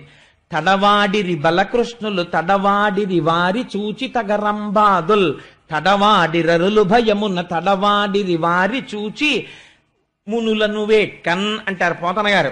తడవాడిరి బలకృష్ణులు లేచి బుడిబుడి అడుగులు వేస్తూ తూలిపోతూ పడిపోతూ ఇలా అడుగు తీసి అడుగు వేస్తూ పెద్ద నవ్వుతూ వాళ్ళు తడబడుతూ అడుగులు వేస్తుంటే తడవాడిరి బలకృష్ణులు తడవాడిరి వారి చూచి తగరంభాదుల్ లోకమునకంతటికీ నడత నేర్పేటటువంటి పరమాత్మ తప్పటడుగులు వేస్తూ నడుస్తున్నాడు నందవ్రజంలో. ఏమాశ్చర్యం నిజంగా అని చెప్పి ఆకాశంలో అప్సరసలందరూ నాట్యం చేశారట. మహర్షులు అగ్నిహోత్రం వేస్తూ ఓహోహో ఏం అదృష్టం రా, ఏ పరమాత్మకి హవిస్సులు ఇస్తున్నామో ఆయన బుడిబుడి నడకలు నడుస్తున్నాడు ప్రపంచంలో ఇవాళ అని దివ్య దృష్టితో చూసి వాళ్ళు సమాధిమగ్నులైపోయేవారట. ఆయన బుడిబుడి అడుగులు చూసి రాక్షసులకి మరణకాలము దగ్గరికి వచ్చి వాళ్ళ అడుగులు తడబడడం మొదలెట్టేట. అలాంటి తడబడుతున్నటువంటి అడుగులతో నడకలు నేర్చుకున్నట్ట. అమ్మ యశోద పొద్దున్నే లేక పుట్టిన పిల్లాడు, అందులో మహాందగాడు. ఆ పిల్లాన్ని తీసుకొచ్చి స్నానం చేసేసి పెద్ద జుత్తు ఉంగరాల జుత్తు, ఆ ఉంగరాల జుత్తు అంతా కూర్చోపెట్టుకుని అందులో ఏమిటో తెలుసా అండి, కథలంటే ఎంత ఇష్టమో కృష్ణ పరమాత్మకి. కృష్ణకర్ణామృతంలో చెప్తారు లీలాశుకుల వారు, కూర్చోపెట్టుకుని ఆఖరికి ఉయ్యాలో ఊపేటప్పుడు పడుకునేటప్పుడు కూడా మా అమ్మ కచ్చప్పమ్మ పడుకుంటానమ్మా, కచ్చప్పమ్మ పడుకుంటానమ్మా అనేవాడు. ఏం కథ చెప్తాన్రా అని పడుకోపెట్టి ఉయ్యాలా ఊపుతూ, పూర్వం ఇక్ష్వాకు వంశంలో దశరథ మహారాజు గారు ఉండేవారు, ఓ ఆయనకి 9 కుమారులు, ఓ పెద్ద కొడుకు రామచంద్రమూర్తి మహాధర్మాత్ముడు, ఓ అని ఇలా కళ్ళు పడుతుండేవి. అమ్మయ్య పడుకుంటున్నాడు అనుకునేది. ఆ రామచంద్రమూర్తి తండ్రిని సత్యవాక్యమునందు నిలబెట్టడం కోసమని 14 సంవత్సరముల అరణ్యవాసానికి వెళ్ళాడు. ఓ ఓ అన్నప్పుడల్లా గుర్తెట్టుకోండి, కృష్ణుడు అంటున్నాడు ఓ అని. ఆయన అరణ్యవాసానికి వెళ్ళిన తర్వాత సీతమ్మ తల్లిని దుర్మార్గుడైన దశకంఠుడైన రావణాసురుడు అపహరించి తీసుకుపోయాడు అనేటప్పటికీ ఆ ఉయ్యాలలో పడుకున్న కృష్ణుడు ఒక్కసారి ఉయ్యాల్లోంచి లేచి లక్ష్మణ ఇలా పట్ట ధనస్సు అన్నట్ట. ఎక్కడికి పోతుంది తత్వం? కిందటి జన్మలో రాముడు ఆయనే. అందుకని ఉలిక్కి పడిందిట యశోద. ఇదేమిటి వీడికి ఈ కథ ఇక్కడ వరకు చెప్పిన తర్వాత ధనస్సు పట్టమంటాడు ఏమిటని. వెంటనే విష్ణుమాయ కవ్వించేసి అమ్మ దగ్గర దొంగ నవ్వు నవ్వేసి మళ్ళీ పడుకునేవాడు. ఓహో ఇది రామావతారం కదా అనుకునేవాట. అలా ఆ కథలు వింటుండేవాడు. ఆవిడ చక్కగా ఓ చిన్న కొప్పు ఒకటి వేసి అదంతా ఇలా పక్కలకి దువ్వేసి ఓ చిన్న తాడు కట్టి దానికి ఇప్పుడైతే ఏదో చిన్న పువ్వు పెడతారు, అప్పుడు చక్కగా ముత్యాల దండ ఒకటి చుట్టి మెడలో ఒక మంచి హారం వేసి దానికి ఒక నీల పతకం వేసి ఓ పట్టు చిన్న తువ్వాలు తీసుకొచ్చి చక్కగా ఉత్తరీయం కట్టి దానికి కుర్చీళ్లు పెట్టి గోచీ పోసి కట్టేసి కాళ్ళకి కంకణాలు పెట్టి ఆ మంజీరములు మోగుతుంటే కృష్ణుణ్ణి విడిచిపెట్టి నాన్న ఆడుకో అని ఓ చిన్న వేణువిస్తే ఆ వేణు ఊదుకుంటూ తిరుగుతుండేవాడు ఇంట్లో అంతా. ఒక రోజున పాకుతూ మట్టిలోకి వెళ్ళి పడుకున్నాడు. పోతన గారు ఎంత దర్శనం చేశారో తెలుసా అండి? శివరాత్రికి ముందు రోజు మనం ఈ పద్యాలు వినగలగడం ఈశ్వరుని యొక్క అనుగ్రహం. నేనేం కావాలని తేలేదు, అవే వచ్చాయి. చూడండి, తనువునంటిన ధరణి పరాగంబు పూసిన నిరిభూతి పూతగాగా ముందర వెలుగొందు ముక్తాలలామంబు తొగడ సంగడిగా నితునకగాగా ఫలభాగంబుపై పరగునా విరిబొట్టు కాముని కాల్చిన కన్నుగాగా కంఠమాలికలో నిఘన నీల రత్నంబు కమనీయమగొమెడ కప్పుగాగా హారవల్లులు రగహారవల్లులు కాగ బాలలీల ప్రౌఢ బాలకుండు శివుని పగిది నొప్పె శివునకును తనకును వీరులేమి తెలియవెలయునట్లు. పోతన గారు అంటారు, మట్టిలో ఆడుకుంటున్నటువంటి చిన్ని కృష్ణుడు ఆ మట్టి తీసి మీద పోసుకుంటే నాకు కృష్ణుడు కనపట్టలేదు, ఒంటి నిండా భస్మ అలుదుకున్న శంకరుడు కనపడుతున్నాడు, బాలశంకరుడు. ఆయన మెడలో ఒక చిన్న హారం వేసుకుని దానికి మధ్యలో నీల పతకం ఉంటే ఆ పతకము కాంతి కంఠం మీద కొడుతుంటే గరళాన్ని కంఠంలో పెట్టుకున్న నీలకంఠుడు కనబడుతున్నాడు. అమ్మ కొప్పుకి కట్టినటువంటి ముత్యాల సరాలు చూస్తుంటే నాకు కపర్ది అని పెద్ద జటాజూట ఉండి అందులో గంగమ్మని ధరించి చంద్రరేఖని పెట్టుకున్నటువంటి శంకరుడు దర్శనం అవుతున్నాడు. ఆ మెడ నిండా అమ్మ హారాలు వేస్తే నాగభూషణుడై పావులు ధరించినటువంటి శంకరుడు దర్శనం అవుతున్నాడు. చిన్ని కృష్ణుడు నా వంక చూసి, ఓయ్ పోతన్నా, కృష్ణుడు శివుడు అని 2 లేరయ్యా అని నాకు పాఠం చెప్పినట్టు కృష్ణుడు శివుడు అని 2గా కనపడుతున్నది ఒకటే తత్వము సుమా అని నాకు పాఠం చెప్పాడా అన్నట్టుగా కనపడ్డాడు అని పోతన గారు పద్యం రాసుకున్నారు. ఎంత శివకేశవ అభేదాన్ని పాటించి ధన్యుడైపోయాడో చూడండి మహానుభావుడు. అందుచేత అటువంటి దర్శనం పోతన గారు చేసి అంటారు, ఆ యశోద ఇంట్లో ఒక గమ్మత్తై. నిజంగా పోతన గారి భాగవతం చదవాలండి. పోతన భాగవతం కృష్ణకర్ణామృతం. ఎప్పుడైనా కృష్ణకర్ణామృతం చెప్పే అదృష్టాన్ని ఈశ్వరుడు ఇస్తే ఆనాడు కుదురు గాని కృష్ణలీలలు అందులో ఎలా అనుభవించాడో లీలాశకుడు. సరే, ఒకనాడు నిజంగా పోతన గారి పద్యాలు చదువుతుంటే ఓ పద్యం చదివేసి ఏదో పటికి బెల్లం తినేసినట్టు అలా మనసులో ఏదో ఆనందం కలుగుతుంటే, ఏదో ఉద్విగ్నతతో ఉంటే ఫోను మోగితే మండిపోతుంది. అందుకని చప్పుడు చేయకుండుమని జంకెయునర్చిన నల్గిపోవగా అప్పుడు బారసాచితన ఎర్మిలి విందులు వచ్చిరంచు నవ్వొప్పగ జీరు తల్లి దశ కొత్తిలి కృష్ణుడు రంతు సేయుచున్ ఎప్పటి వచ్చి చంగుడుచు నింపుల యన్ముల గంట మ్రోయగన్. ఆవిడ చక్కటి వడ్డాణం ఒకటి పెట్టి ఆ వడ్డాణానికి ఒక చిన్ని గంట కట్టింది. ఈయన ఎక్కడికి వెళ్ళినా ఆవు మెళ్ళలో గంట కట్టినట్టు టాంగ్ టాంగ్ టాంగ్ టాంగ్ మన చిన్ని గంట ఒకటి మోగుతుండేది. ఎందుకని? కొత్తగా వచ్చిన అడుగులు కదా, అడుగులు వేసుకుని ఎడుతుంటే ఇటు పక్కన చిన్న గంట, అది టింగ్ టింగ్ అంటుండేది. అమ్మకి సంతోషం, వీడు బలేరా గంటలు మోగించుకుంటూ తిరుగుతున్నాడు అనుకునేది. ఒక రోజున అమ్మ ఏదో పనిలో ఉంది, మంచి పనిలో ఉండగా గబగబా వచ్చి ఏదో ఆ కొండో ఏదో కింద పడేశాడు. కింద పడేస్తే కోపం వచ్చింది. కోపం వచ్చి చప్పుడు చేయకుండుమని జంకెయనొచ్చిన అలిగిపోవగా ఆ భుజం గట్టిగా పట్టుకుంది. బుద్ధుందా లేదా నీకు? ఎన్ని మాటలు చెప్పాను. గబగబా పరిగెత్తుకొచ్చేస్తావు, తగుదనమ్మా అని ఆ కుండలు అవి ముట్టుకుంటావు. చూడేలా పడిపోయింది. నిన్ను రా అసలు కొట్టేద్దాం అనుకుంటాను కానీ చెయ్యి రావట్లేదు, నిన్ను చిత్తకొట్టేయాలి రే, పిక్క తిప్పేస్తారు అని ఇలా అంటోంది కానీ ఏమీ చేయలేదు. ఎంత చిత్రం అంటే అది ఆ అన్నమాచార్యుల వారు పరవశించిపోతారు. ఏమిటంటే ఆ కీర్తన, ఆ అమ్మవారి ఆ కన్నుల చివర జలధి కన్యాపాంగలలితే క్షణములోన కలసి వెలుగుచునున్న తజ్జలంబితడు జలజాసొని వదన జలది మధ్యమునందు అలరు వెలువడిన పరమామృతంబితడు ఈతడఖిలంబునకు ఈశ్వరుండై సకల లోకములతో పొలయువాడితడు అంటారు కదండి. అదే కదా. అలా ఆయన మహానుభావుడు అమృత స్వరూపం, అమృత భాండమైన ఈ లోకములంతటా నిండి ఉన్నవాడు. ఇవాళ ఏమీ తెలియని గొల్లపిల్లవాడిలా యశోద పక్కన తిరుగుతున్నాడు. ఎంత కొట్టేస్తాను ఎంత తిట్టేస్తానంటే మాత్రం చేతులు వస్తాయా? 33 కోట్ల మంది దేవతలు దీనికే ముక్కున వేలేసుకుంటున్నారు ఆవిడ ఇంటి చుట్టూ తిరుగుతూ. ఏం అదృష్టం అసలు యశోదని. చెయ్యి పట్టుకుని ఒరే నీ పిక్క తిప్పేస్తానని ఆ తొడ దగ్గర ఇలా చెయ్యి పెట్టేటప్పటికి ఆ మెత్తటి అమ్మా అని ఇలా పెట్టేవాడు మొహం. అనేటప్పటికి ఆ మొహం చూసి ఆ ఎరుపెక్కిపోయిన బుగ్గలు చూసి ఆ వస్తున్న 2 పైనో 2 పళ్ళు కిందో 2 పళ్ళు ఆ పళ్ళు చూసి అమ్మకి జాలేసేసి ఈ మాట మళ్ళీ దగ్గరికి రా నీ పని చెప్తాను అనేది అనేటప్పటికి అంతే కోపం వచ్చేసింది. ఇప్పుడు కొత్తగా నడవడం ఒకటి వచ్చింది. ఎలా ప్రవర్తించేవాడంటేట అమ్మ ఇలా దెబ్బలాడగానే చప్పుడు చేయకుండుమని జంకెయొనర్చిన అలిగిపోవగా టింగ్ టింగ్ టింగ్ టింగ్ అని గంట మోగుతూ ఫైర్ ఇంజన్ లాగా గంభీరంగా అడుగులు వేసేసుకుంటూ కోపం అనమాట. అదంతా ఇలా చేతులు వెనక్కి పెట్టేసుకుని గబగబా వెళ్ళిపోయి నేను ఆడుకోను, నేను ఎక్కడికి వెళ్ళను, నేను నీ దగ్గరికి రాను, నేను ఇలాగే కూర్చుంటాను అని గొంతు కూర్చుని ఇలా కూర్చునేవాట. కూర్చుంటే ఎంతసేపు కూర్చుంటాడో చూస్తానని చెప్పి తన పని తను చేసుకుంటున్నట్టుగా ఇలా చూస్తుండేది. ఇలా కూర్చుని నన్ను పట్టించుకోవట్లేదని కోపం వచ్చేసి అని ఇంకా ఏడి చేయడానికి డొక్కలు ఎగరేసేస్తుండేవట. ఆ బుగ్గలు అదిరిపోతా. అమ్మ చూసి లేక లేక పుట్టినవాడు చూడు ఎంత కోపం వచ్చేసిందో, ఈ మాట అన్నందుకు వెళ్ళిపోయి ఇలా ఓ మూల కూర్చుని ఇలా మూతి మీద వేలేసేసుకుని అంటున్నాడు అని పుట్టిన ఏం చూడనట్టుగా ఎంత వర్ణన చేశారండి.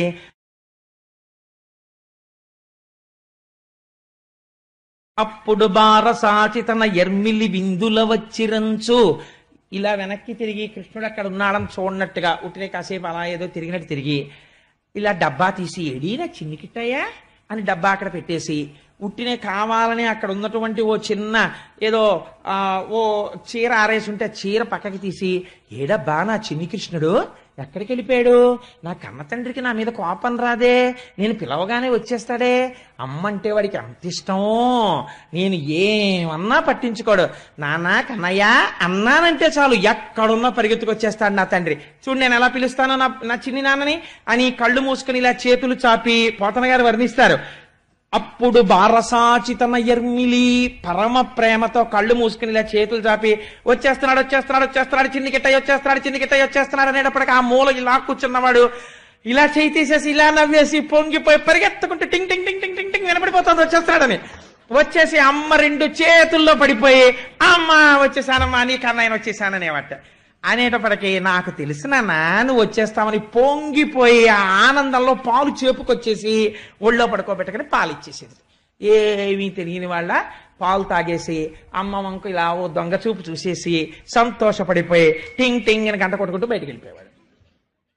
నిజంగా పోతన గారు లైవ్ టెలికాస్ట్ ఇచ్చారని మహానుభావుడు ఎన్ని పద్యాలు రాశారో అలాంటివైనా నిజంగా తరించిపోయారు పోతన గారు. ఆ పోతన గారిని మరిచిపోవడం, కనీసం ఒక్కొక్క ఊళ్ళో ఒక్కొక్క సెంటర్లో పోతన గారి విగ్రహం లేకపోవడం, పోతన గారికి ఒక ఫోటో లేకపోవడం, పిల్లలకి పోతన గారు రాయినా అని చెప్పడానికి ఇళ్లల్లో ఫోటోలు లేని దరిద్రానికి తెలుగు జాతి దిగజారిపోవడం మన దౌర్భాగ్యం.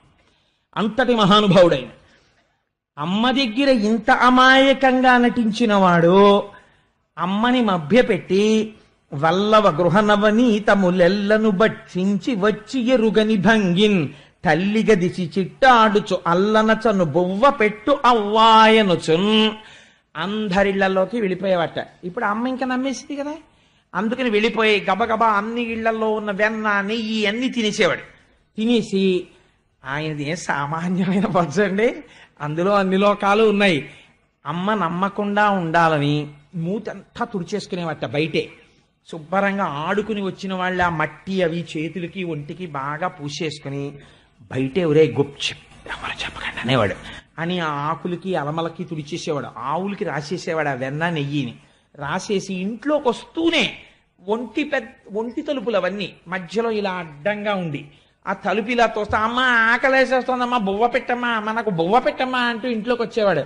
అమ్మ అనుకునేది పాపం ఎంత ఆకలేస్తుందో, ఇందాక ఎప్పుడో పాలు తాగి వెళ్ళిపోయాడు పిల్లాడు, చెప్పి దానన్నా బువ్వ పెడతాను అని చెప్పి నీ కోసం పప్పు వండాను, నీ కోసం చక్కెర పొంగలు వండాను అని అన్నీ కూర్చోపెట్టి కలిపి నోట్లో పెడితే కథ చెప్పు తింటాననేవాడు.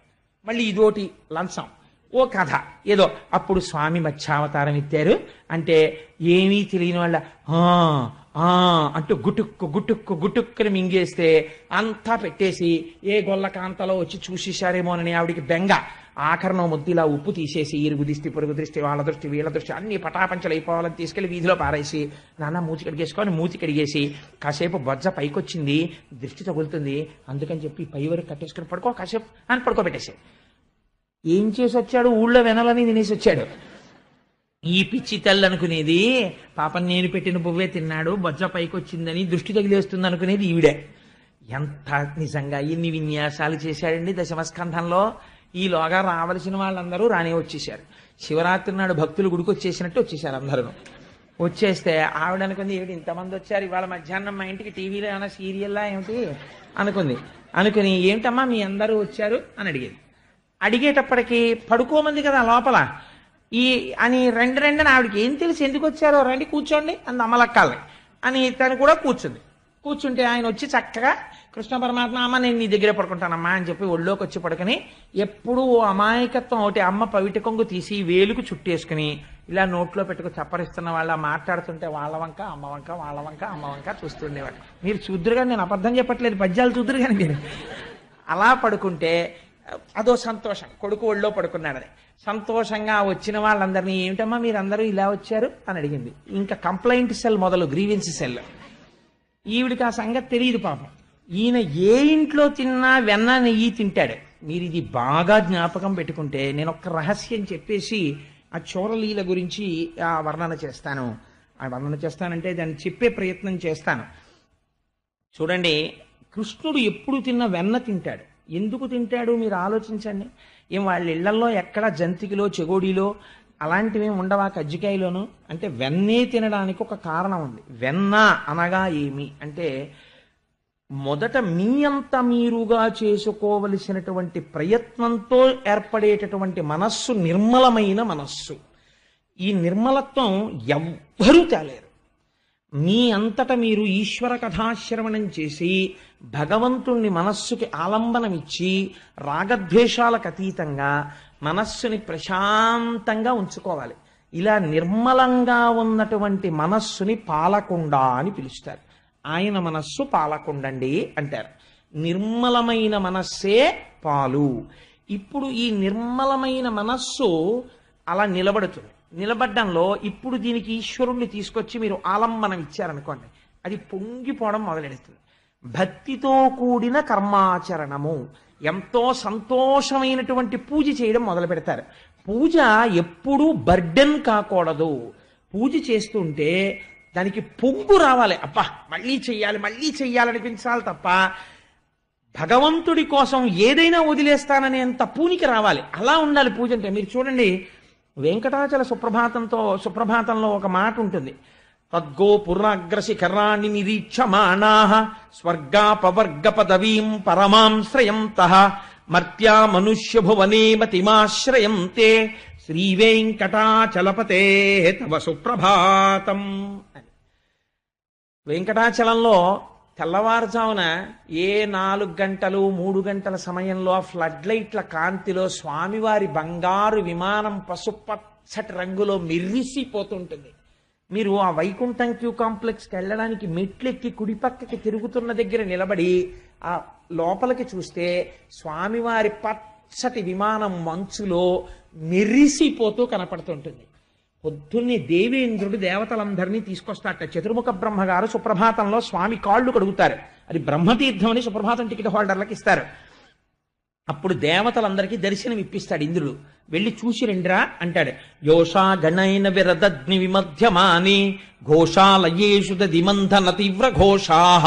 కృష్ణావతారాన్ని గుర్తు చేస్తారు అందులో. తంత్రీ ప్రకర్ష మధుర స్వనజా విపంచ గాయత్యనంత చరితం తవ నారదోపి భాషా సమద్గమ సత్కృత్కరచారు రమ్యం. నారదాది మహర్షులు వచ్చి కీర్తనలు చేస్తుంటారు. ఈ దేవతలందరూ లోపలికెళ్ళి స్వామి దర్శనం చేసుకుని పొంగిపోయి ఆనంద నిలయంలోంచి బయటికి వచ్చాక ఇంద్రుడు ఒక్కొక్కడిని పిలుస్తాట. రండి రండి రండి రండి, టైం అవుతోంది, ఎవడి స్ట్రీట్లోకి వాడు వెళ్ళాలి, పదండి పదండి అంటట. అంటే ఇప్పటి వరకు ఇంద్రుడి దగ్గర ఇలా అణకవుగా ఉన్న వాళ్ళు అంటారట, వెళ్ళవా నేను రా అవతలకి, నేను రా అంటారు. ఏమిటి రోయ్ రానంటున్నావు? దేవలోకంలో పోస్ట్ అది పోతుంది తెలుసా?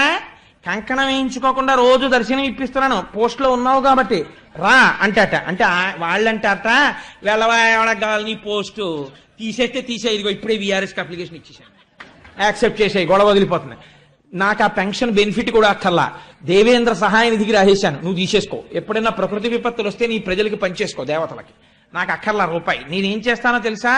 ఈ వైకుంఠం క్యూ కాంప్లెక్స్ దగ్గర నించుంటాను. నువ్వు దర్శనం చేయించకపోతే నాకేమైపోతుంది? ఇక్కడ నించుని అదిగో తద్గో పురాగ్రసి కణాని నిరీక్షమాణాః, ఆ పశుపచ్చటి స్వామివారి ఆనంద నిలయ గోపురాన్ని చూస్తూ నిలబడిపోతాను. చాలు నాకు. స్వర్గాపవర్గ నిరపేక్ష నిజాంతరంగాః, నాకు అక్కర్లేదు ఆ స్వర్గం, నేను రాను ఊర్ధ్వలోకాలకంటారట. మహాపుణ్యం చేసిన వాళ్ళని వెంకటాచలం నుంచి తీసుకెడుతుంటే మాకు అక్కర్లేదండి ఆ స్వర్గం, ఇక్కడ నిలబడి మేము ఆ గోపురం చూస్తూ నిలబడతాను చాలంటారట. అలా అంటున్నారయ్యా వెంకటాచలపతి, చూసావా నీ దర్శనానికి ఎంత మక్కువతో ఉన్నారో నీ భక్తులు, లేచిరా లేచిరా అని పిలుస్తారు. నిజంగా ఏమి సుప్రభాతం, ఏమి వెంకటాచలం, ఏమి దర్శనం మహానుభావుడిది. సరే, అందుచేత ఆ స్వామిని అక్కడ ఆ రకంగా ఆయన వెన్న తినడము అన్నదాని వెనకాతల ఉన్న రహస్యం, మీరు నిర్మలమైన మనస్సుతో సర్వకాలముల యందు భగవంతుడి గురించి ఆలోచించగలిగినటువంటి స్థితితో పూజ చేస్తే, ఆ పూజ చేస్తున్నప్పుడు మనసు రమించిపోతూ ఇంకొక పావుగంట చేద్దాం, ఇంకొక అరగంట చేద్దామని మీకు అనిపించింది అనుకోండి, అది పూజ. పూజ యందు ఉత్సాహం ఉండాలి. అలా పూజ చేస్తే దాని చేత భక్తి ఏర్పడి, భక్తి చేత చేసిన కర్మ వలన మనస్సు శుద్ధి ఏర్పడి, ఈ శుద్ధి వలన వైరాగ్య భావన కలిగి ఈ సంబంధాలన్నీ కృతకాలు. ప్రధాన సంబంధం ఈశ్వరుడితోని వైరాగ్యం వస్తే ఈ వైరాగ్యం అనేటటువంటి అగ్నిహోత్రము మీద నిర్మలమైనటువంటి మనస్సనబడిన పాలు కాగాలి. ఇది సిమ్లో స్టవ్ పెట్టి కాల్చడం లాంటిది. ఇప్పుడు ఈ పాలు ఎర్రటి తొరకతో తోడుకుంటాయి. ఇప్పుడు ఈ పాలు చక్క ఎర్రటి మీగడ తొరక కట్టాయి, కమ్మటి పాలు కాగి ఉన్నాయి. దీనివల్ల నిర్మలమైన మనస్సనబడిన పాలు ఈశ్వర కైంకర్యము వలన, భక్తి వలన వైరాగ్య భావన అనే అగ్నిహోత్రం మీద కాలి కమ్మటి పాలు వచ్చాయి. కానీ పాలు పెరుగు అవ్వాలి. మీరు చెక్ బుక్ కట్టుకొట్టి అందులో పెడితే విరిగిపోతాయి. ఏం పెట్టాలి? ఇంకొకటి పెరుగుగా మార్చదు, పెరుగే పెరుగుగా మారుస్తుంది. ఇతపూర్వం తాను ఈశ్వరుని యొక్క గుణములను విని లోపల స్తంభించిపోయి ధ్యానమునందు ఎవడనుభవించాడో వాడే వచ్చి మళ్ళీ ఆ మాట చెప్పాలి. పెరుగులు వెయ్యాలి పాలల్లో. గురువు యొక్క ఉపదేశం వినాలి. గురూపదేశం వింటే ఆ పెరుగు పాలల్లోకి వచ్చి పడి తోడుకుంటుంది. పెరుగు వేసిన తర్వాత మీరు ఆ పాలు తోడుకున్నాయో లేదో అని అస్తమానం ఇలా ఇలా అన్నారనుకోండి, తోడుకో. గురూపదేశం విన్న తర్వాత గురువు గారి ఉపదేశం ఎలా ఉంటుందంటే, ఒకసారి దూడ వచ్చి ఆవు పొదుగులో ఇలా నోరు పెట్టి ఇలా ఇలా అందనుకోండి, అంతే. ఇలా అనగానే ఆవు పాలు వదిలేస్తుంది శిరంలోంచి. వదిలిపెట్టేసిన తర్వాత మీరు కింద కుండ పెట్టడం మరిచిపోయి ఇలా ఇలా శిరాలను అంటున్నారు అనుకోండి, అంటుంటే మీరు కింద కుండ పెట్టారా లేదా ఆవుకు అనవసరం, ఆ పాలు నేలపాలు అయిపోతాయి, అంతే, కారిపోతాయి. వదిలిన తర్వాత ఇంకా వెనక్కి తీయడం ఆవుకి చేత కాదు. ఒకసారి వచ్చి కాళ్ళ మీద పడి గురువుగారు మాకు ఇది చెప్పండి అని అడిగినటువంటి శిష్యుడి ఆర్తి చూసి చెప్పకుండా ఉండలేక మేఘము వర్షించినట్టు ఆవు పాలను వదిలినట్టు గురువు చెప్పడం మొదలు పెట్టేస్తాడు. మొదలు పెట్టేస్తే ఆపడం కష్టం, గురువుకి వెనక్కి తీలేడు, రమించిపోతుంటాడు అందులో. అలా రమించిపోతున్నటువంటి గురూపదేశాన్ని కదలనికుండలా పట్టాలి. పడితే ఈ పెరుగులోక పెరుగు పడాలి, పడితే తోడుకుంటుంది పెరుగు. గురువు ఎలా ఉంటాడో అలా శిష్యుడు తయారవుతాడు. అందుకే సదాశివ సమారంభాం శంకరాచార్య మధ్యమాం అస్మదాచార్య పర్యంతాం వందే గురు పరంపరాం. అది పరంపరాగతంగా వెడుతుంది ఆ గురు పరంపర. గురువు వెనక గురువు తయారవుతాడు. అలా తోడుకుంటుంది ఇప్పుడు ఈ పెరుగు. తోడుకున్న పెరుగు బాగా గట్టిగా తోడుకున్న తర్వాత ఇప్పుడు మీరు ఒక పని చెయ్యాలి. ఇతపూర్వం గురువులు చెప్పినటువంటి మాటల్ని ఈ చెవితో విని ఈ చెవితో వదలడం కాకుండా వారు చెప్పినటువంటి మాటల్ని లోపల బాగా తిప్పాలి. ఈ తిప్పడమే మననం అనేటటువంటి కవ్వము. ఇది తిరుగుతుంటే ఈ పెరుగు చిలుకుతుంది. ఇదే యోషా గణీన వరదగ్ని విమధ్యమాని ఘోషాలయేషు దిమంధన తీవ్ర ఘోషా. పై సుప్రభాతానికి కాదు లొంగేదాయన లేచొచ్చేది. దేనికి లొంగుతాడో తెలుసా అండి? ఇక్కడొస్తున్న చప్పుడికి లేస్తాడు. గురువుల వలన తాను విన్న విషయాన్ని బ్రాహ్మీ ముహూర్తంలో కూర్చుని ఇక్కడ మనసు పెట్టి చిలికి ధ్యానం చేస్తుంటే ఈ చప్పుడు ఈశ్వరుడికి వినపడుతుంది. ఎలా లేచొస్తాడు అంటే ఆ లేచి వచ్చేటప్పుడు అసలు నేను ఇలా రావచ్చా అన్నది కూడా మర్చిపోతాడు. మర్చిపోయి లక్ష్మీ మహీతద నిరూప నిజానుభావ నీలాది దివ్య మహిషీకర పల్లవానాం అటువంటి పాదాలతో రాత్రి లక్ష్మీదేవిని కౌగలించుకొని పడుకున్నప్పుడు ఆవిడ యొక్క స్తనముల మీద ఉన్న కస్తూరి తన ఒంటి మీద అంటుకుని ఉండగా అయ్యో నేను ఇలా రాకూడదన్నది కూడా మరిచిపోయి ఉత్తరీయం కప్పుకోవడం మరిచిపోయి వచ్చేస్తాడు. భక్త పరాధీనుడైపోతాడు. ఇలా రావడానికే సుప్రభాతం పూర్తవగానే మనం ఒక శ్లోకం చెప్తుంటాం. ఒక అద్భుతమైనటువంటి శ్లోకం, దాంతోనే ప్రారంభం అవుతుంది స్వామి దర్శనం యథార్థానికి మంగళం. ఆ శ్లోకంలో విజయీ భవ వెంకట శైలపతే, అప్పుడు పొంగిపోయి భక్తుడు కోరిక అడగడు, స్వామి నీకు విజయమగుగాక అంటాడు. అలా ఈశ్వరుణ్ణి చూసి పొంగిపోయేటటువంటి హృదయం ఏర్పడుతుంది. ఇది మననం అనేటటువంటి కవ్వంతో చిలుకుతారు. చిలికితే ఇప్పుడు ఏమైంది? ఈ లోపల నుంచి వెన్న పైకి వస్తుంది, తేలుతుంది పైకి. ఈ వెన్నకి 2 లక్షణాలు ఉంటాయి. ఈ వెన్న అగ్నిహోత్రం మీద పెడితే కరిగి నెయ్యి అవుతుంది, నీటిలో కాని మజ్జిగలో కాని వేస్తే తేలుతుంది. ఈశ్వరుడి నుంచి దూరం అవ్వాలంటే తన రూపమే నాశనం అయిపోతుంది, ఉండలేడు ఇంకా. భగవత్ సంబంధమైన జ్ఞానం అనేటటువంటి అగ్నిహోత్రం తగిలితే ఇప్పటి వరకు పాలలోనే ఉన్న పైకి కనపడని నెయ్యి ఇప్పుడు పైకి వస్తుంది. చిట్ట చివరి దశ.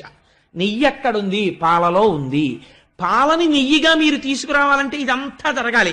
నేతిని పాలు చెయ్యండి, ఇక అవదు. ఒకసారి బ్రహ్మజ్ఞానమును పొందేసిన తర్వాత ఇంకా తాను వెనక్కి వెళ్ళడిగా. తాను ప్రారబ్ధం అయిపోయేంత వరకు శరీరంలో ఉండి, ఇది సంకెళ్ళు వసుదేవుడు తగిలించుకోవడం. శరీరము పడిపోతుండగా సంతోషంగా అమ్మయ్యా వదిలిపెట్టేశానని. అందుకే రమణులకి చిట్ట చివరిలో అనారోగ్యం వస్తే గుడారమునందున్న ఏనుగు అనేవారు. ఎంత తొందరగా వదిలేద్దామా అని కురిడి అయిపోయిన కొబ్బరికాయ పెంకు వదిలినట్టు విడివడి ఉంటాడు లోపల. ఇది పడిపోతుంటే అమ్మయ్యా నాకు అవధులు తొలగిపోయాయని అనంతమైన బ్రహ్మమునందు కలుస్తాడు. ఇటువంటి వెన్న, అపారమైన ప్రేమ ఏది ఉన్నదో ఈ ఆత్మజ్ఞాన స్వరూపమైన వెన్న నెయ్యి కాదు. ఇంకా ఇది కరగాలి అంటే బుకిష్ నాలెడ్జ్ అంటారు. నేను లోపల ఉన్నది, ఈ నేను ఆత్మ. నాలాంటి వాడు ఏదో ఓ మాట చెప్పాడు అనుకోండి, నేను ఆత్మజ్ఞానిని అయిపోయినట్టే దాని అర్థం. ఇది అపరోక్షానుభూతి కింద మారాలి, ఆత్మ దర్శనం అవ్వాలి. ఈ దర్శనం అవ్వడానికి నిధిధ్యాసనములోనికి వెళ్ళాలి. అంటే అత్యంత ప్రశాంతమైన ప్రదేశమునందు కూర్చుని ఈ వెన్న మళ్ళీ ఎందుకు పనికొస్తుంది అంటే ఎవ్వరికీ పనికిరాదు. ఈ లోపలి వెన్న ఇది ఈశ్వరుడికే పనికొస్తుంది. ఈ తలంపుల్ని పట్టుకెళ్ళి 5 రూపాయలకో 10 రూపాయలకో అమ్ముకోవడమో, ఇన్సెంటివ్ ఇవ్వడమో, ప్రమోషన్ ఇవ్వడమో ఎవడు ఇవ్వడు. పైగా ఒక స్థితిలో ఏమైపోతుందో తెలుసా అండి, లోకానికి పనికిరాని వాడిగా కనపడతాడు. ఆయనకి ఏం అక్కర్లేదండి, ఏమిటో ఎప్పుడు ఏదో తలుచుకుంటూ సంతోషపడిపోతూ అలా కూర్చుంటాడండి అంటారు. కానీ ఇప్పుడు ఈ వెన్న ఒక్క ఈశ్వరుడే తింటాడు, అన్యులు తినలేరు దాన్ని. ఇక్కడికొచ్చి తినడమే గోపకాంతల ఇళ్లల్లోకి వెళ్ళి కృష్ణుడు వెన్న తినడము. అప్పుడు ఆ భక్తి, ఆ వెన్న కృష్ణ స్పర్శ చేత జ్ఞానముగా మారుతుంది. అది నెయ్యి. ఈ నెయ్యి యజ్ఞమునందు పడుతుంది, అంటే హవిస్సుగా మారుతుంది. ఈ శరీరము పడిపోయి పునరావృత్తి రహిత శాశ్వత శివ సాయుధ్యమునకు పొందుతాడు. ఇది కృష్ణుడు వెన్న తినడం అంటే. అంతేకాని చేతకాక పని లేక అవతారాన్ని స్వీకరించి వాళ్ళింట్లోకి వీళ్ళింట్లోకి వెళ్ళి వెన్నలు దొంగతనం చేసి తిన్నాడని దాని అర్థం కాదు. ఆంతరమునందు విచారణ చెయ్యాలి. ఎందుకు వెన్న తిన్నాడు? దీన్ని నవనీత చోరత్వము అంటారు. అందుకే కృష్ణావతార ఘట్టంలో నేను అసలు మర్చిపోయాను, లేకపోతే గోపాలకృష్ణ గారికి చెప్పుంటుండేవాడిని. ఇవాళ వెన్న ప్రసాదం పంచిపెట్టండి ఏం చెప్పుంటుండేవాడిని. అందుకని చెప్పి అసలు ఆ వెన్న ప్రసాదంగా స్వీకరించడం వెనకాతల ఉన్న రహస్యం అది. ఇప్పుడు మీరు వినండి, చాలా అందంగా ఉంటాయి పైకి. మీరు విన్నంత మాత్రం చేత చాలా హాయిగా నవ్వేసుకుంటూ విన్నా సరే మిమ్మల్ని ఉద్ధరించేస్తాయి ఆ లీలలు. ఒకవేళ మీరు హాయిగా నవ్వుకుంటూ మళ్ళీ లోపల గంభీరమైన రహస్యాన్ని తెలుసుకుంటే ఇంకా ఉద్ధరించేస్తుంది ఆ లీల. కాబట్టి చూడండి ఎంత చిత్రంగా ఉంటుందో. ఇప్పుడు ఎక్కడికి వెడతారు? మళ్ళీ ఒక్కసారి వెనక్కి వెళ్ళండి. ఎక్కడికి? ఇతపూర్వం యశోద కూర్చుంటే చక్క అమ్మ పెట్టిన అన్నం అంతా తినేసి వచ్చి అమ్మ ఒళ్ళో పడుకుని, అమ్మ పవిట కొంగు వేలుగు చుట్టుకుని ఇలా నోట్లో పెట్టుకుని వచ్చిన వాళ్ళ వంక అమ్మ వంక, వచ్చిన వాళ్ళ వంక అమ్మ వంక చూస్తున్న కృష్ణుడు పడుకున్న యశోద దగ్గరికి రండి. ఇప్పుడు ఆ వచ్చిన గోపకాంతలందరూ చెప్తున్నారు. ఒక ఆవిడంది, బాలురకు పాలు లేవని బాలింతలు మొరలు పెట్ట పక పకన గియా బాలుండాలము చేయుచు ఆలకు గ్రేపులను విడిచి అంబోజాక్షి. ఒక ఆవిడంది, అమ్మా నువ్వు ఏమిటో పెద్ద మా అబ్బాయిని పొంగిపోతున్నావు, కానీ మీ అబ్బాయి ఎలాంటి పనులు చేస్తున్నాడో తెలుసా? బాలురకు పాలు లేవని బాలింతలు మొరలు పెట్ట, తల్లి పాలు లేకపోతే ఆవు పాలు పడతారు. బాలింతలు అయ్యో పిల్లాడికి పాలు పడదామని చెప్పి ఇంక సాయంకాలం అవుతోంది అనుకునే సమయంలో మీ పిల్లవాడు వచ్చి ఆవుల పాలు ఈ వీళ్ళకి దక్కకుండా దూడలను వదిలేసేవాడు. ఆ దూడలన్నీ వచ్చి శుభ్రంగా ఆవుల పాలు తాగేస్తుంటే ఎదురుగుండా చెట్టు కొమ్మ ఎక్కి కూర్చుని అయ్యయ్యో కృష్ణా దూడలను వదిలేసావా అని మేమందరం బాధపడుతుంటే చక్కగా నవ్వుతూ కూర్చునేవాడు చెట్లు ఎక్కి. మాకు దొరకడం. కాబట్టి బాలురకు పాలు లేవని బాలింతలు మొరలు పెట్ట పక పకన గియా బాలుండాలము చేయుచు ఆలకు గ్రేపులను విడిచే అంబోజాక్షి. ఇందులో మీరు ఒక్కసారి ఆలోచన చేస్తే మీకు అర్థమైపోతుంది. అది పెద్ద విశేషం, దీని గురించి వివరణ అక్కర్లేదు. మీరు విన్నవాళ్ళే ఈ తప్పూర్వం చాలా మంది. మనకి మన కుటుంబం వరకే మన కుటుంబం, నా కొడుకే నాకు కొడుకు, నా కూతురే నాకు కూతురు, ఈ భావన మనకుంటుంది. పక్కింటి వాళ్ళ అబ్బాయి తినలేదనుకోండి, నాకేం కావాలి, వాళ్ళ నాయన గారు చూసుకోవాలనుకుంటాను. ఈశ్వరుడో ఆయన జగద్భర్త, ఈ లోకమంతటికి ఆయన తండ్రి. కాబట్టి ఇప్పుడు ఏం చేస్తున్నాడు? రెండు పనులు ఏకకాలమునందు చేస్తున్నాడు. ఆవుదూడలంటే ఉపనిషత్తులు, వాటిని పోషిస్తున్నాడు ఈశ్వరుడు. ఉపనిషత్ జ్ఞానాన్ని పోషిస్తాడు. అందుకని దూడలు తేడు. ఒకటి. రెండు, ఆవు దూడలు మాత్రం ఆ ఆవులు ఎక్కడికో వెళ్ళి గడ్డి తిని కుడితి తాగి పాలగా మార్చి మా దూడను వదులుతారు, మా దూడ పాలు తాగాలని ఎంతో సంతోషంగా. ఆరైపోతే మీరు ఎప్పుడైనా పశువుల కొట్టాల్లో చూడాలి, ఆ దూడలు కట్టుకొయ్యల నుంచి ఇలా ఇలా గుంజుకుంటూ ఉంటాయి. ఆ తల్లుల వంక చూసి వదిలిపెట్టమని తొందరగాను అంబే అంబే నరుస్తుంటాయి. అవేమో అంబా అంబా అని ఆ గడ్డి తినకుండా ఈ దూడల వంక చూసి తొందరగా వచ్చేయమని. దీనికో కట్టు దానికో కట్టు. పాపం అది ఊడదీసుకు రాలేదు. ఆ చిన్ని దూడలైతే ఇలా మడకి ఉరేసేసుకున్నట్టుగా ఇలా ఉంటాయి. అంటే అది ఊడిపోతుందేమో, అమ్మ దగ్గరికి పరిగెత్తుకు వెళ్ళిపోదామని. ఆఖరికి ఆ యజమాని వస్తాడు. వచ్చి ముందు ఆవు దగ్గరికి వెళ్ళాడు, దూడ దగ్గరికి వెళ్ళి ఆ దూడ మెడలో ఉన్నటువంటి ముడు వదిలేస్తాడు. వదిలేయగానే దూడ పరిగెత్తుకుంటూ వెళ్ళిపోతుంది అమ్మ దగ్గరికి. మీరు అసలు ఆ సన్నివేశం చూడాలండి. ఎంత పరిగెత్తుకుంటూ వెళ్ళిపోతుందంటే చెంగు చెంగున గెంతుకుంటూ పరిగెత్తుకుంటూ వెళ్ళిపోయి అమ్మ పొదుగులో మూతి పెట్టేసి 3 మాటలు గబ గబ గుద్దేసి ఆ శిరాన్ని ఇలా నోట్లో పెట్టుకుని నాలికి ఇలా మడత పడేటట్టుగా పట్టుకుని చప్పరించి తాగుతుంటే ఆర్తితోటి ఇలా నురగలు వస్తుంటాయి. అంత తాగుతుంటే పొంగుతో ఆవిలా పక్కకి తిరిగి దాన్ని నాలికతో నాకుతూ తన వాత్సల్యం అంతా దూడ మీద చూపించి పాలు వదిలేస్తుంది. 2 గుక్కలు ఇది ఇంకా ఆకలి తీరదు. మనం ఆ దూడను లాగేసి స్తంభానికి కట్టేసి వీడి గిన్నెలోకి పితికేస్తుంటాడు వీడి పిల్లాడి కోసం. దాని దూడ దాని పిల్ల కాదు, నీ పిల్లడు నీకు ఎక్కువ, దాని దూడ నీకు తక్కువ. కానీ ఆ అరగంట ఆవు ఎంత క్షోభ అనుభవించిందో. ముందు అది కొంచెం కడుపు నిండిపోయిన తర్వాత దూడ కడుపు నిండా తాగింది, ఇంకింతకన్నా ఆవు దూడ ఎక్కువ పాలు తాగితే వాతం చేస్తుంది, అప్పుడు తెచ్చి కట్టి నువ్వు పాలు పెతుక్కో, ధర్మం అయిపోతుంది. ఏమో పాలన్ని ఇస్తుందో ఇవ్వదో, నా పిల్లాడికి ఉంటాయో ఉండవో, మిగిలితే దూడ తాగుతుంది, లేకపోతే ముందు నా పిల్లాడికి ఉండాలి. ఎంత క్రౌర్యం నీకు! ఈశ్వరుడికో ఆ ఆవు తన బిడ్డే, ఈ దూడ తన బిడ్డే, అందుకు ఆయన వదిలేడు. నువ్వు ఆయన్ని వంక పెట్టడం ఎందుకు? నువ్వా దొంగవి, ఆయన దొంగ. ఆయన దొంగ కాదు, నువ్వు దొంగ. నీ దొంగతనం దాచుకుని ఆయన ఎందుకు దొంగతనం చెప్తున్నావు నువ్వు? చోరలీలా అని ఎవరి దొంగ బ్రతుకు వాళ్ళది బయట పెడుతున్నాడు స్వామి. అందుకని బాలురకు పాలు లేవని బాలింతలు మొరలు పెట్ట పక పకన గియా, బాలుండాలము చేయుచు ఆలకు గ్రేపులను విడిచె అంబోజాక్షి, పడతి నీ బిడ్డడు మా కడవలలో నున్న మంచి కాగిన పాల, పడచులకు పోసి చిక్కిన కడవలపో నడిచే ఆజ్ఞ కలదో లేదో. ఇంకో ఆవిడంది ఎంత దెప్పి పొడిచిందో చూడండి. అంటే you don't have any discipline, నీకు అసలు క్రమశిక్షణ లేదమ్మా. మీ పిల్లాడికి ఎలా వస్తుంది? ఎక్కడి నుంచి వస్తుంది? ఏం చేశాడో తెలుసా? మా ఇంట్లో పాలన్నీ కుండల్లో ఎర్రగా కాచాం, అందులో గ్యాస్ స్టవ్ మీద గిన్నెలో కాచుకోవడం వేరు. ఎప్పుడైనా పల్లెటూళ్ళలో కుండలో పాలు పిడకల మీద కాచిన పాలు చూడాలి, ఏమి కమ్మతనమో ఆ పాలు, ఆ పెరుగు. అందుకని అటువంటి పాలు ఎర్రటి తెట్టు కడితే, అట్లాంటి పాలు చక్కగా గోరువెచ్చగా ఉంటే పిల్లలందరినీ తీసుకుని చప్పుడు లేకుండా ఇంట్లోకి వచ్చేసి కుండలు ఎత్తేసి గుడుగుడు గుడుగుడు గుడుగుడు గుడుగుడు పాలన్నీ తాగేసి పోని వెళ్ళిపోయాడా? ఆ కడవలన్నీ కింద బారేసి వాటిని తొక్కుకుంటూ అడుగులేసుకుంటూ వెళ్ళిపోయారు బోర్లించేసి. పాలు పోయే, కడవలు పోయే. ఇది ఎక్కడ పిల్లాడమ్మా? పడతి నీ బిడ్డడు మా కడవలలో నున్న మంచి కాగిన పాల, పడచులకు పోసి చిక్కిన కడవలపో నడిచే ఆజ్ఞ కలదో లేదో. ఒకరికి పెట్టడం అన్నది అసలు లేకుండా ఎప్పుడు తన కోసమే దాచుకునే వాళ్ళ ఇంట్లో ఐశ్వర్యాన్ని ఈశ్వరుడు ఎలా తీసేస్తాడో ఎవరికీ తెలియదు. సిరిదా వచ్చిన వచ్చును సలలితముగ నారికేళ సలిలము భంగిన్, సిరిదా పోయిన పోవును కరిమింగిన వెలగ పండు కరణిని సుమతి. ఏనుగు వెలగపండు మింగుతుంది, ఎలా మింగిందో అలా బయటకు వదిలేస్తుంది. అదేట్రా వెలగపండు కన్నం కూడా లేదు, అయ్యయ్యో లోపల గుజ్జు జీర్ణం అవ్వలేదని పగల కొడితే లోపల ఇంత ఉండదు, జీర్ణం అయిపోతుంది. ఎలా జీర్ణం చేసింది పగలకుండా డిప్ప? ఏనుక్కి తెలియాలి. ఇలా పెట్టడం రాని ఇంట్లోంచి అలా తీసుకెళ్ళిపోవడం లక్ష్మీదేవిని నారాయణుడికి తెలుసు. నిశ్శబ్దంగా తీసుకెళ్ళిపోతాడు. అందుకే కడవల్ని కూడా తొక్కుకుంటూ వెళ్ళిపోయాడు. అంటే ఆ ఇంట ఉన్న వాళ్ళని కూడా తొక్కి అవతల పారేశాడు సుమా.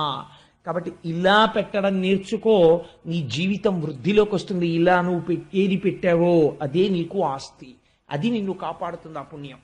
కాబట్టి పుట్టి పుట్టడు నేడు దొంగిలబోయి వారిల్లు సొచ్చి, కడవలు అందక పీటలు రోలు ప్రోవిడి ఎక్కి చేపెట్ట జాలక, కుండ కిందొక పెద్ద తూటురరించి నీ పట్టి మిగడపాలు చెరలు పట్టి త్రావెతలోదరి. కొంచెం ఈవిడి ఎవరికో కాస్త తెలివైంది. అప్పటికే తెలుసుకుంది దొంగతనాలు చేస్తున్నాడు, కృష్ణుడు వచ్చేస్తున్నాడు, కింద పెడితే తాగేస్తున్నాడు, కుండల పగల కొట్టేస్తున్నాడు. అందుకని కోడల్ని పిలిచి చెప్పింది, కింద పెట్టకు, పాలు కాగే వరకు అక్కడే ఉండి తోడు పెట్టేసి ఉట్టి కట్టి పైన పెట్టే. ఇంతే ఉంటాడు కదా, అందదు, గొడవలేదండి. కట్టేసి హాయిగా పడుకున్నాడు. పడుకుంటే రానే వచ్చేసాడు. చూశాడు, అమ్మా ఎంత తెలివైందనివే, నాకు తెలియదు అనుకుంటున్నావా? నువ్వు ఎక్కడ పెడితే మాత్రం ఈశ్వరుడు ఐశ్వర్యం తీసేయాలనుకుంటే నువ్వు ఎక్కడ పెడితే మాత్రం తీలేడండి.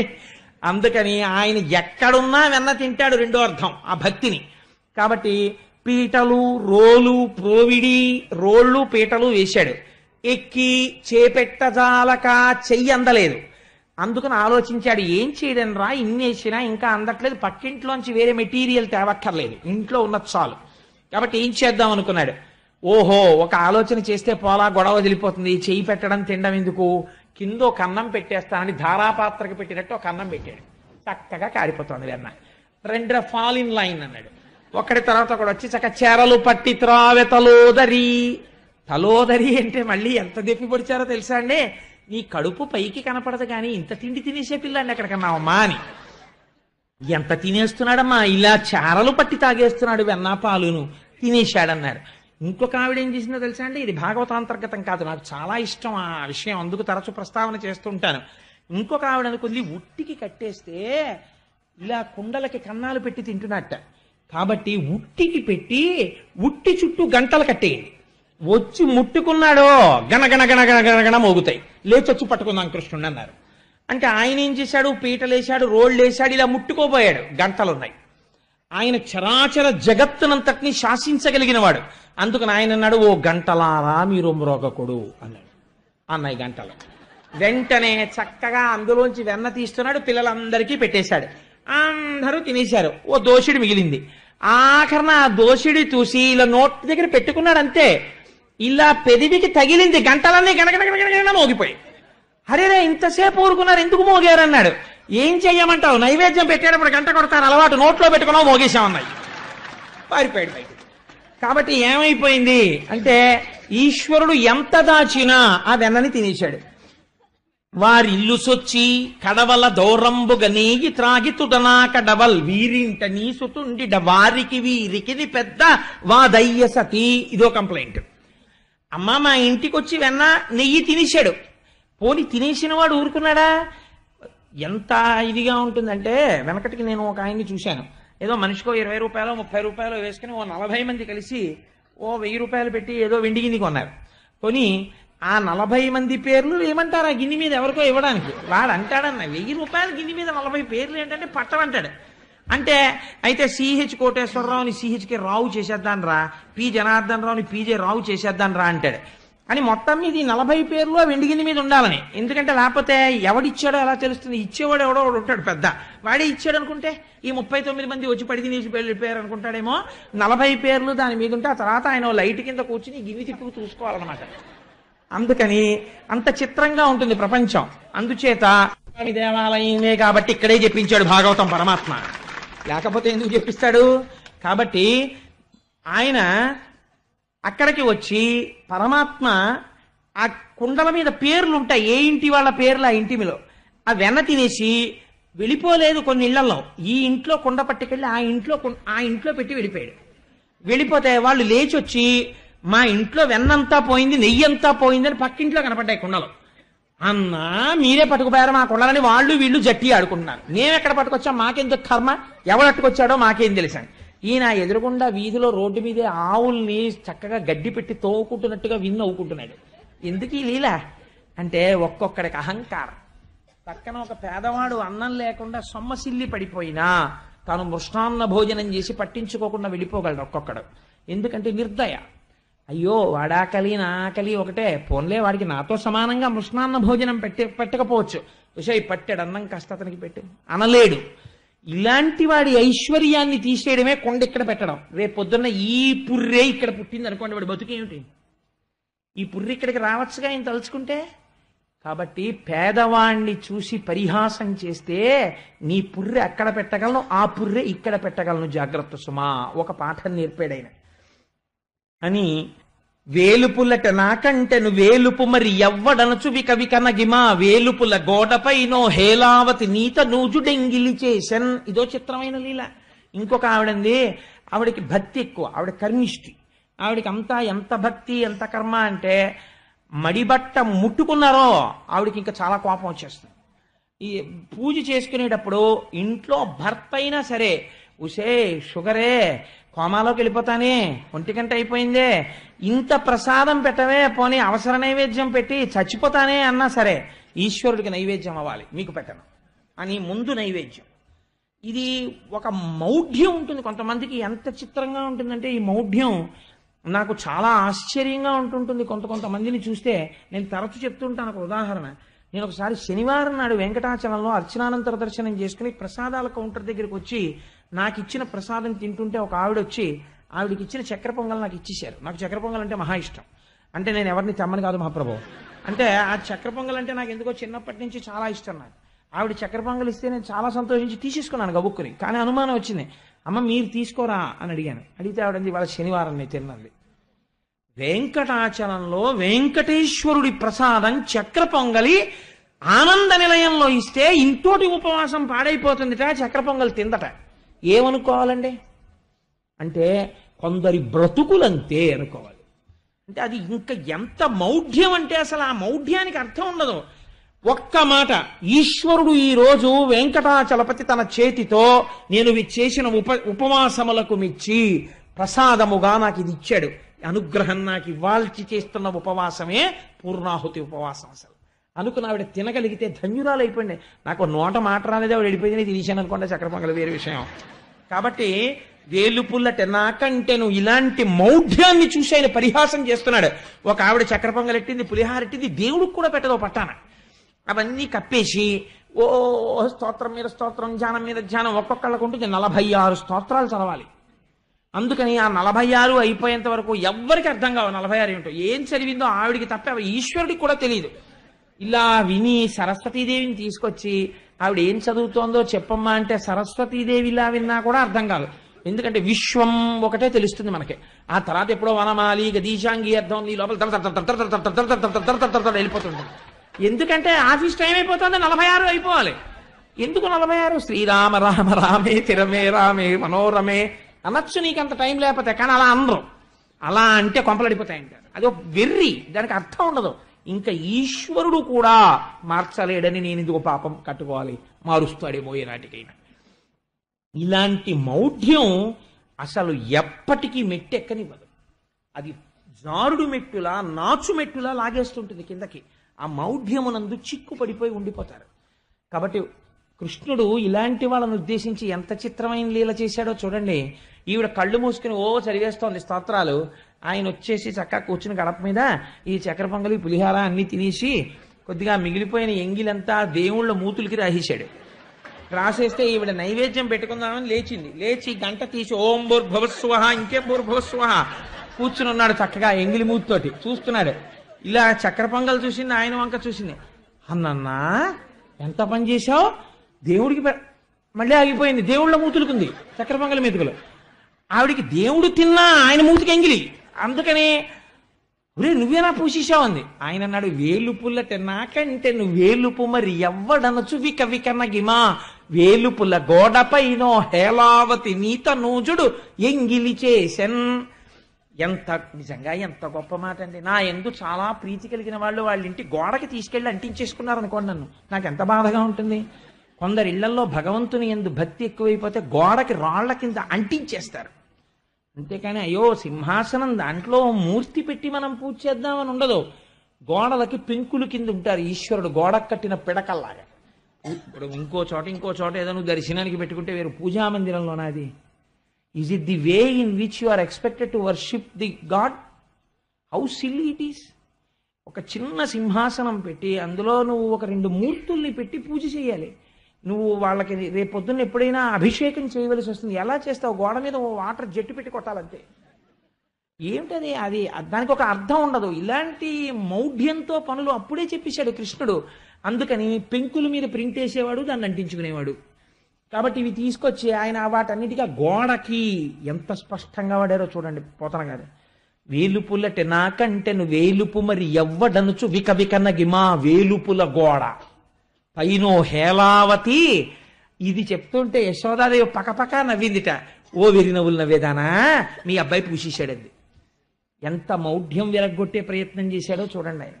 సరే అందుచేత బాబు నేను ఇది ఏదో లీల చెప్పాను కానీ రేపు పొద్దున నా చొక్కా పట్టుకోకండి మా ఇంట్లో ముందండి అని నేను ఒక్కొక్కసారి ఒక్కొక్క ఇంటికి వెడితే మీరు మా పూజా మందిరంలోకి రాకండి అన్నారు ఒకసారి ఒకళ్ళు. అంటే నేను ఆశ్చర్యపోయాను. అదేంటంటే నేను స్నానం అవన్నీ చేశాను, అదేంటి నన్ను రావద్దంటున్నారు అన్నాను. అంటే మీరు ఉపన్యాసాల్లో చెప్పేవి కొన్ని మా ఇంట్లో ఉంటాయండి, మీరు అక్కడి నుంచి మళ్ళీ ఏ స్టేజ్ మీదో చెప్తారేమో భయం, అందుకని చూడకండి అన్నారు. నాకు అదో చిన్న బలహీనత, స్టేజ్ మీదే గుర్తొస్తుంటాయి నాకు. అందుచేత ఎలా ఉంటుంది ప్రపంచం అంటే ఇలాంటి దాన్నే పరమాత్మ విమర్శించి చూపించారు. అది మార్చుకోమని కానీ కోటేశ్వరారు చొక్కా పట్టుకోమని కాదు. కాబట్టి ఇంకొక చోటుకి వెళ్ళారు.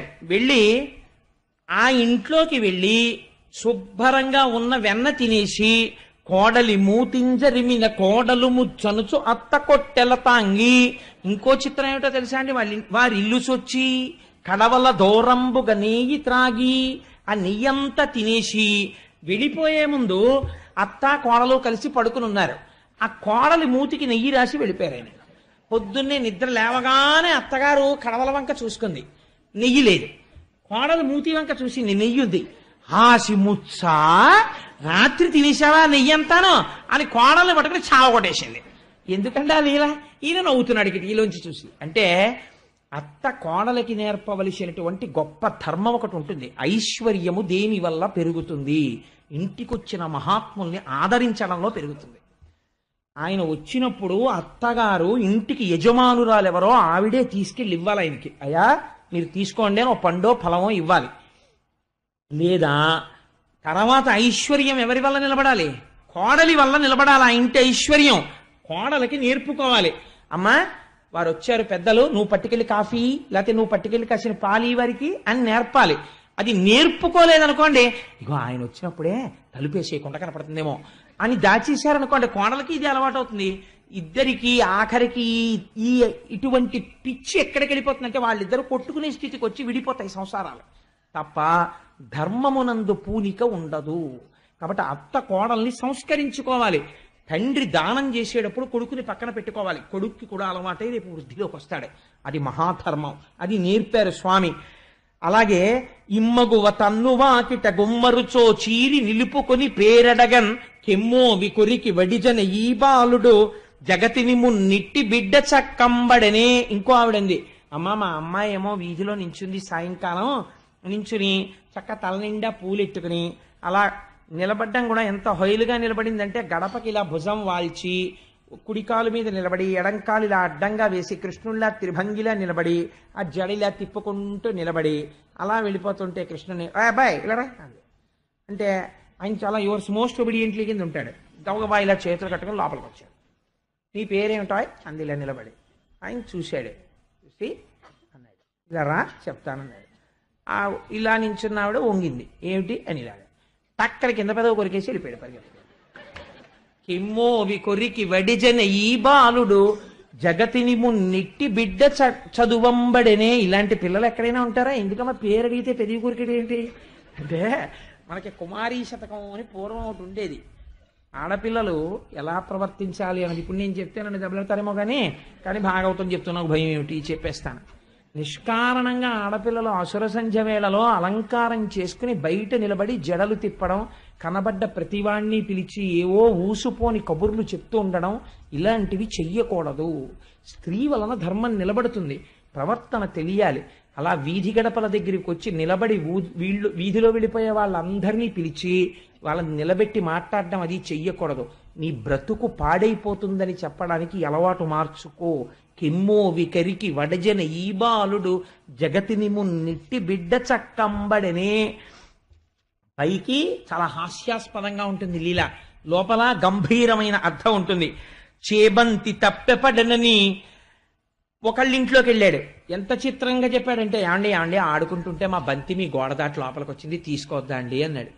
అంటే అయ్యో అదేంట్రా అబ్బాయి తీసుకో అన్నారు. గేటు తీశారు, లోపలికి వెళ్ళాడు.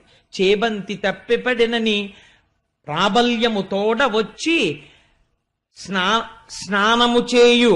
వాళ్ళ కూతురు స్నానం చేస్తోంది. స్నానం చేస్తుంటే ఆ అమ్మాయి స్నానం చేస్తూ గోడ మీద వేసుకున్నటువంటి చీర తీసుకుని పారిపోయాడు. బంతి తీసుకుంటానన్నవాడు. ఎందుకు అలాంటి పని చేయడం అంటే, చేబంతి తప్పెపడనని ప్రాబల్యము తోడ వచ్చి భవనము వెనుకన్. ఆ భవనము వెనకాతల ఉన్నటువంటి స్నానాల గదిలో స్నానం చేస్తున్న ఆడపిల్ల యొక్క వలువలు తీసుకుని పారిపోయాడు. అది ఆ లీలలో. అంటే స్నానం చేసేటప్పుడు దానికి ఒక హద్దు ఉంటుంది.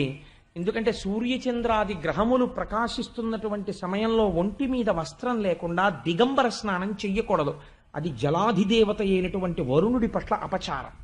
ఇలాంటి తప్పు పనులు చేసేటటువంటి వాళ్ళకి ఒక పాఠం చెప్పడానికి ఆయన వస్త్రం తీసుకెళ్ళిపోయాడు. ఒంటి మీద బట్ట కట్టుకుని ఉండాలి, స్నానం చేసేటప్పుడు కూడా ఏదో ఒక వస్త్రం ఉండాలి అన్న ఎరుకలేని నీకు వరుణుడి పట్ల అపచారం చేసే నీకు బట్టలు ఎందుకు అని బట్టలు పట్టుకుపోయాడు ఆయన. అది ఆ లీలలో ఉన్నటువంటి అంతరార్థం. దానివల్ల మనం ఒక ప్రయోజనాన్ని తెలుసుకోవాలి, ఒక మర్యాద తెలుసుకోవాలి. కొడుకులు లేరని వకసతి వగవగ తన్ను మగని గాగైకొని నన్ కొడుకులు కలిగెదరనిపై పడినాడిది వినుము శిశువు పనులే తల్లి. వెళ్ళిన కొద్దీ కొంచెం కఠినంగా ఉంటాయి, మీరు విశాల హృదయంతో వినండి. ఎందుచేత అంటే ఆ లీలలు చాలా గొప్ప లీలలు, విని తీరవలసినటువంటి లీలలు. ఏదో ఆడవాళ్ళందరూ మధ్యాహ్నం భర్తలందరూ వెళ్ళిపోయారు, అందరూ కూర్చుని మాట్లాడుకుంటున్నారు. పాపం అందులో ఒక కోడలు బయటికి వచ్చింది. వస్తే అయ్యో పాపం పెళ్ళి అయిపోయి 3 ఏళ్ళో 4 ఏళ్ళో అయిపోయింది, కడుపున కాయలేదమ్మా ఈ పిల్లకి అని మాట్లాడుకుంటున్నారు. మాట్లాడుకుంటుంటే బయటకు వచ్చినటువంటి కోడలు కళ్ళమ్మట నీళ్లు పెట్టుకుని లోపలికి వెళ్ళి కూర్చుంది. కృష్ణ పరమాత్మ చూశారు. గబగబా లోపలికి వెళ్ళి ఆవిడ దగ్గరికి వెళ్ళి నిలబడి, ఆ కొడుకులు లేరని ఏడుస్తున్నావా? మీ ఆయన్ని నమ్ముకుంటే కొడుకులేం పుడతారు, నన్ను మీ ఆయన్ని చేసుకో, పిల్లలు పుడతారు అన్నారు. వినడానికి చాలా కాఠిన్యంతో ఉంటుంది ఈ మాట, కానీ అసలు అంతరార్థం ఏమిటో తెలుసా అండి? సంతాన రహితముగా ఉండిపోవడానికి ఏదో ఒక భయంకరమైనటువంటి పాపము ఉంటే ఈశ్వరుడు సంతానమును ఇయ్యడు. పితృదేవతానుగ్రహం పోతుంది, దేవతల ఆగ్రహంతో వంశం వర్ధిల్లదు, ఆగిపోతుంది, పిల్లలు పుట్టరు. ఇప్పుడు ఈ పాపాన్ని ఎవ్వరు తీయరు. ఎవరు తీస్తారంటే దయాళువు కనుక ఆ స్వామి కాళ్ళు గట్టిగా పట్టుకుంటే ఆయనే ఈ పాపం తీసి మళ్ళీ తల్లిని చేస్తాడు, తండ్రిని చేస్తాడు. అందుకే అన్నమాచార్యులు వారు పుట్టుగొడ్రాళ్లకు బిడ్డలిచే గోవిందుడే వేడుకొందామా, వెంకటపతి వెంకటేశ్వరుని వేడుకొందామా అంటారు. అందుకని అసలు నిజంగా సంతానం కలగకూడదని జాతకంలో ఉన్నా కూడా సంతానం ఈయగలిగినటువంటి ప్రభువు నన్ను భర్తని చేసుకో అంటే అర్థం ఏంటో తెలుసా అండి? పతిం విశ్వస్యాత్మేశ్వరగం శాశ్వతగం శివమచ్యుతం. ఈశ్వరుడున్నాడని నువ్వు నమ్ము. భర్త భార్య పిల్లలు కలగలేదని బెంగ పెట్టుకోకు, నన్ను లోపల నమ్మమ్మా, నీకు కొడుకు పుడతాడు, బెంగ పెట్టుకోకు అని ఆయన ఇచ్చిన అభయం లోకానికి అది. కాబట్టి వ్రాలగ వచ్చిన ఈ సతి చూలాలం తొలగమనిన చూలగుటకు ఏది మూలము చెప్పమని ఈ బాలుడు జగతిని మున్నిట్టి బిడ్డ చదువంబడిని. ఒక ఆవిడ అడిగింది, ఆవిడేదో నిండు గర్భిణి, 9 నెలల గర్భిణి. ఆవిడ ఎవరు అడ్డొచ్చినా ఓ మీరు పడకండి అంటుంది. సహజం కదా. అలా ఉంటే కృష్ణుడు ఎక్కడి నుంచో పరిగెత్తుకుంటూ వచ్చేస్తున్నాడు. అందులో ఆయనకి ఎదురుకుండా ఇలా వేణు ఓటు పెట్టుకుని వచ్చేస్తున్నాడు. వచ్చేస్తుంటే ఆవిడ ఓ మీద పడుకుంది అంటే టక్కన ఆగి ఎందుకు పడకూడదు అన్నాడు. ఇదో ఆయన ఏమైనా అడిగితే మళ్ళీ ప్రశ్నిస్తాడు, ఎందుకు పడకూడదు అన్నాడు. ఎందుకు పడకూడదు ఏమిట్రా, నేను నీళ్ళు వేసుకున్నాను నిండి చూలాలని అంది ఆవిడ. నువ్వు చూలాలు ఎలా అయ్యావో అన్నాడు. అందుకని వాళ్ళు ఆవిడ వచ్చి ఇదే చెప్పింది. వ్రాలగ వచ్చిన ఈసతి చూలాలం తొలగమనిన చూలగుటకు ఏది మూలము చెప్పమని ఈ బాలుడు జగతిని మున్నిట్టి బిడ్డ చదువంబడనే. ఇలా ఎవరైనా పిల్లలు అడిగారా? ఏమిటమ్మా పిల్లాడు అడగడం అని అడిగారు. అడిగితే ఇందులో రహస్యం ఏమిటో తెలుసా అండి? నేను చూలాలినయ్యాను, నేను గర్భవతినయ్యానని అహంకరించకు. అందుకే గర్భిణిగా ఉంటే భాగవతం వినండి, సుబ్రహ్మణ్యేశ్వరుడి ఉత్పత్తి వినండి అంటారు. అది ఈశ్వరానుగ్రహము. కేవలము సృష్టి ఆనందహేతువైతే ఆ తరువాత లోపల ఒక బుడగ నీరేడు గింజలా అయితే, మీకు కపిల గీతలో చెప్పాను కదా, గర్భోత్పత్తి లోపల తలని చేసి పుర్రె చేసి వెంట్రుకలు పెట్టి రోమకూపాలు పెట్టి చర్మం పెట్టి రక్తం పెట్టి జీవుణ్ణి పంపి ఇవన్నీ ఎవరు చేస్తున్నారు? ఈశ్వరుడు చేస్తున్నాడు. నన్ను తొలగమంటా ఏమిటమ్మా, నేనే తొలగిపోతే నీకు గర్భం ఎక్కడుంది? మీద పడకంటా ఏమిటి? నేను నీ గర్భంలోకి ప్రవేశించాను కాబట్టే నువ్వు తల్లివి కాబోతున్నావు. కాబట్టి గర్భిణి అయిన స్త్రీ తండ్రి కాబోతున్నవాడు ఇది ఈశ్వరానుగ్రహమని నమస్కరించవలెను, వంశం పెరుగుతోందంటే అని స్వామి ఒక చక్కటి మాట మనకి నేర్పారు. కాబట్టి మగువా నీ కొమరుడు మా మగవారటు పోవ చూచి మంతనమునకున్ తగజీర పొందునడిగెను పడతీ ఈ చిన్ని కుర్రడల్పుడ చెప్పుమా. ఒక ఆవిడొచ్చింది, ఇంతకు ముందు అసలు కనీవిని ఎరగమమ్మా, నందవ్రజంలో మగవాళ్ళందరూ ఆవుల్ని దూడల్ని తోలుకెడిపోయారు, ఆడవాళ్ళందరం అక్కడ కూర్చుని మాట్లాడుకుంటున్నాం, మీ పిల్లాడు ఎక్కడి నుంచి వచ్చాడు అన్నాడు. ఏమిటన్నాము? ఏదో మంచినీళ్ళు ఏదో కావాలని దామనిద్రం ఆడుకుందాం అన్నాడు. ఇలా ఎవరైనా అంటారా అమ్మా అన్నారు. అంటే ఇందులో ఒక అందమైనటువంటి లీల ఉన్నది.